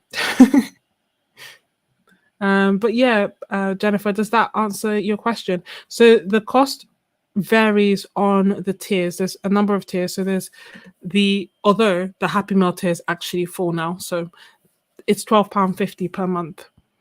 And through it, you also get access to the Discord, which is where we chat pretty much every day. If you want to chat with us every day, where we share our art and we talk about life or art supplies, what we're using, what's going on YouTube, courses that we've tried, supplies that we're thinking of getting. It's pretty much a community. And it very much resembles the good vibes that we have on our Ko-fi, on our YouTube live streams, because my awesome Ko-fi members are quite often here, being super supportive and greeting everyone and being really nice. Yeah, oh, you're in Australia. How are you? What time is it? Oh, it's morning. I was like, wow. How are we both awake at the same time? Okay, that's that one done. And that's rusty. I hope this kind of looks rusty-ish. I don't know how to make it look more rusty. Like, I guess rusty is kind of green, but I feel like adding green to this is a bit wild, but I'll add a little bit. Don't know if this is making it look rusty though.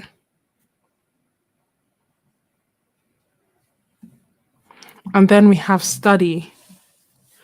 So initially with study, I thought of a stack of books, but I know that Kristy did that. What else do we have for study? It's 9 a.m.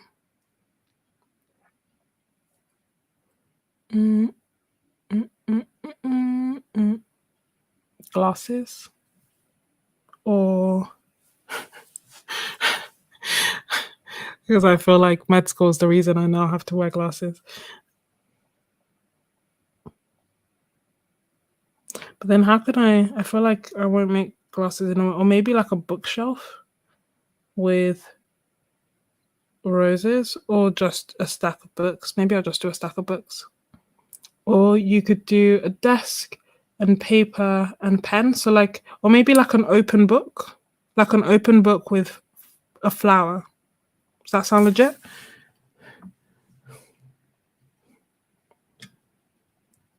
Thanks, Jennifer. So that's how's this book gonna be? You know what I'm gonna do? Because why not overcomplicate things? I'm trying to think of how I can fit this book onto this page with it still making sense. Oh, I see what you mean now. Oh, I guess if I was trying to think of it as 3-dimensional, but I guess if I just had a book.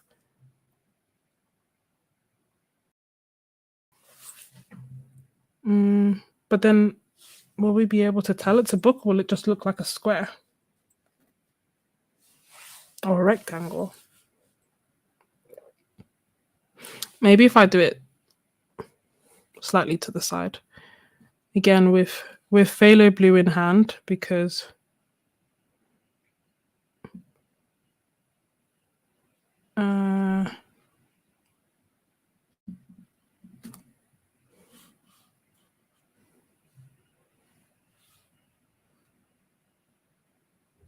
okay, this is how I'm going to make it look more like a book. I'm going to have a stack of books going into the distance. And then another book going into the distance. And then the main book stood up, kind of open, on top of the other books. Does that make sense? And then that way I have fit the books. I have fit the books into the rectangle, but I have also made it clear that they are 3D. Why one would draw with phthalo blue is beyond me, but that is what I did, and thankfully it worked out. So let's make this book phthalo blue, because why not?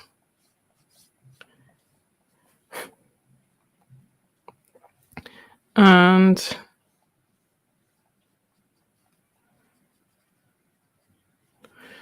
do scribbles so that you can see there's writing. Then we will do this one in, so let's do the, let me clean my brush, that phthalo blue. The roses.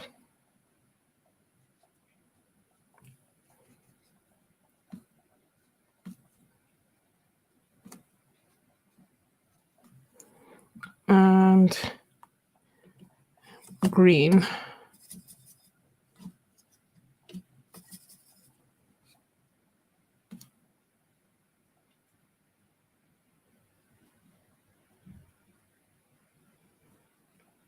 More green.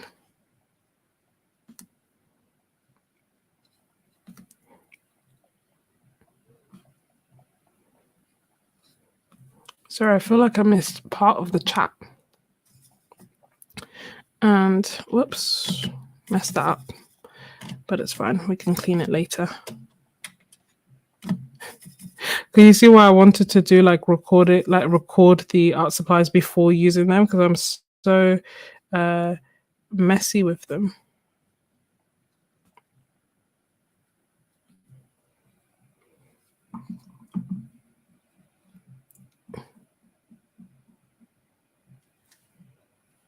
Oh, you're on Kristy's Joy and Design and Thrifty. Oh, and you joined Thrifty yesterday as well. Oh, thank you, Jennifer. By all means, if you see it and you enjoy it, you would be more than welcome. It's always nice to have new members and to welcome new members and to create together. And if you join today, then you'll get to paint with us tomorrow. It will be at 8 p.m. UK time, which is, I don't even know. I thought that it would be something like 8 a.m. Australian time, but actually, if it's only 9 a.m., I'm confused. If it's 9 a.m. in the future, you're 9 hours ahead. Is that what that means? So then it will be too early for you because it would be like 5 a.m. Thank you, Tori. Yeah, my palettes are definitely always leaning on the messy side. Okay, let's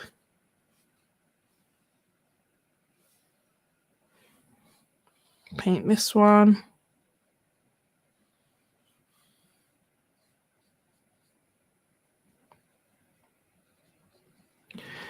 And let's get some more blue.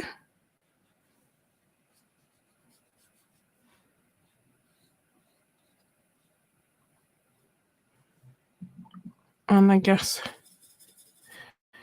what color should, or maybe I'll just leave that as white. Add some more green here and here, here and here. And then this wild ride are then the prompts.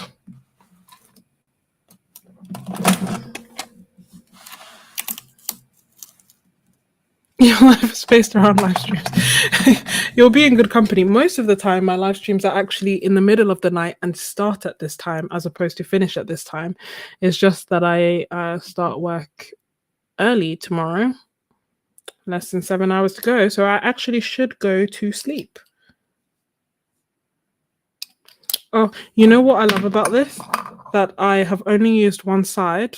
And that means I have another side that's nice and clean. Just less trips to the sink is a win.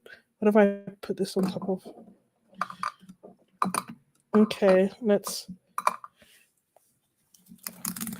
I'm taking this off. And then Sonia, we both should. Taking this off and then I'm going to bed. And Sonia, I sent your stuff. It should be soon. Should be arriving soon if it's not already there.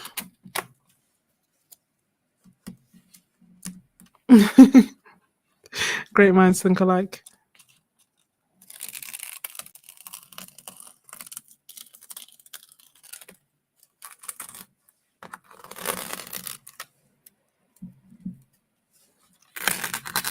Okay, so I'll take this off. Summertime, and the living is easy. Fish are jumping, and the garden is high. Yeah, sorry, I forgot to say, but I sent it. It's been collected and stuff, so you will have your paints very soon. And okay. Hush, little darling, don't you cry. Thank you. Just playing around. So this one was pattern. And then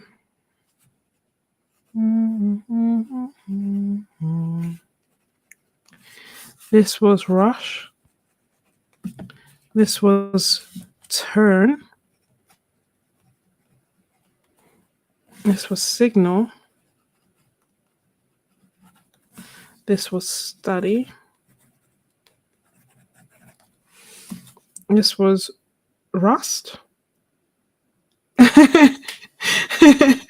Thank you.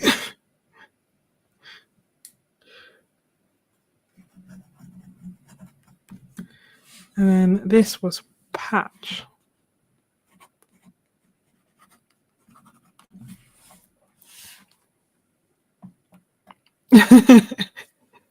Kristy and I should do a YouTube. That would be fun. I mean, as a live. Oh, was it Rust or Rusty? Thank you, Rusty. Cool. And let me write on here. It's like World Watercolor Month. So World. Whoops. World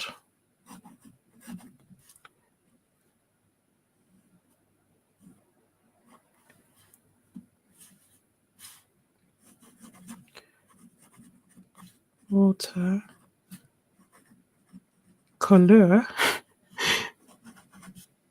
Month, and I'll say awesome live stream. And today is the 16th, 07/24. There we go.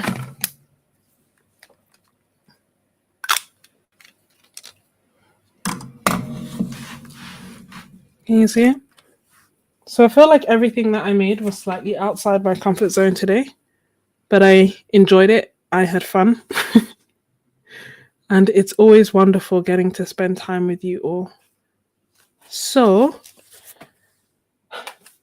with no further ado, a reminder that everything is linked down below in the description, that you can get 10% off Etcher's new nano satchel by using the code Sketches10, that you can get Kristy's art supplies on Amazon if you are in the US, and that they are currently on sale at the moment.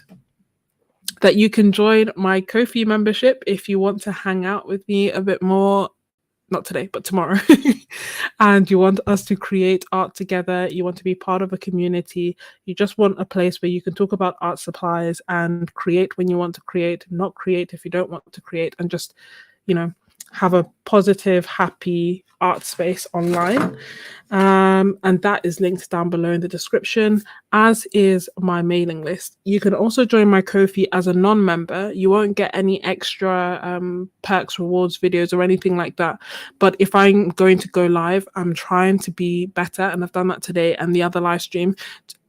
I'm trying to be better at actually putting that link up, so that if you want to be notified of when I'm doing live streams, because there is no schedule, you can just sign up as a free member on my Ko-fi and you'll receive an email when I'm going to go live, so that you don't miss it. But honestly, thank you all so much for joining. Thank you for the good vibes. Thank you for the encouragement. Thank you to Miss Ebony for being my moderator. Thank you to my Ko-fi members for being so encouraging. I'm sorry. No, I know I can't see. I can't see your name. This is what I see. What's on the screen is what I see. But you are the Jewy Jesus chick. I enjoy your videos, you know. I really do enjoy your videos and seeing your art. No, I haven't stopped making videos. I have just stopped making edited videos. I can't, yeah. But for now, my hope is that it's temporary, but I still really enjoy being part of this community and creating together. And so I will continue doing live streams for as long as I can, because it's really is really, really great. So yeah, I'm still here. I'm still in the community tab. I'm still on Ko-fi and I'm still doing live streams. I'm just not making edited videos for a while. But honestly, thank you all so much for joining. Don't forget to hit the like the video. And if you enjoyed this video, if you want to see more art hauls, then I will leave a playlist linked at the end so that you can see all my favorite art supplies in a wonderful playlist full of joy that you will most definitely enjoy. But thank you all so much for watching, and I will see you tomorrow. Bye. See you.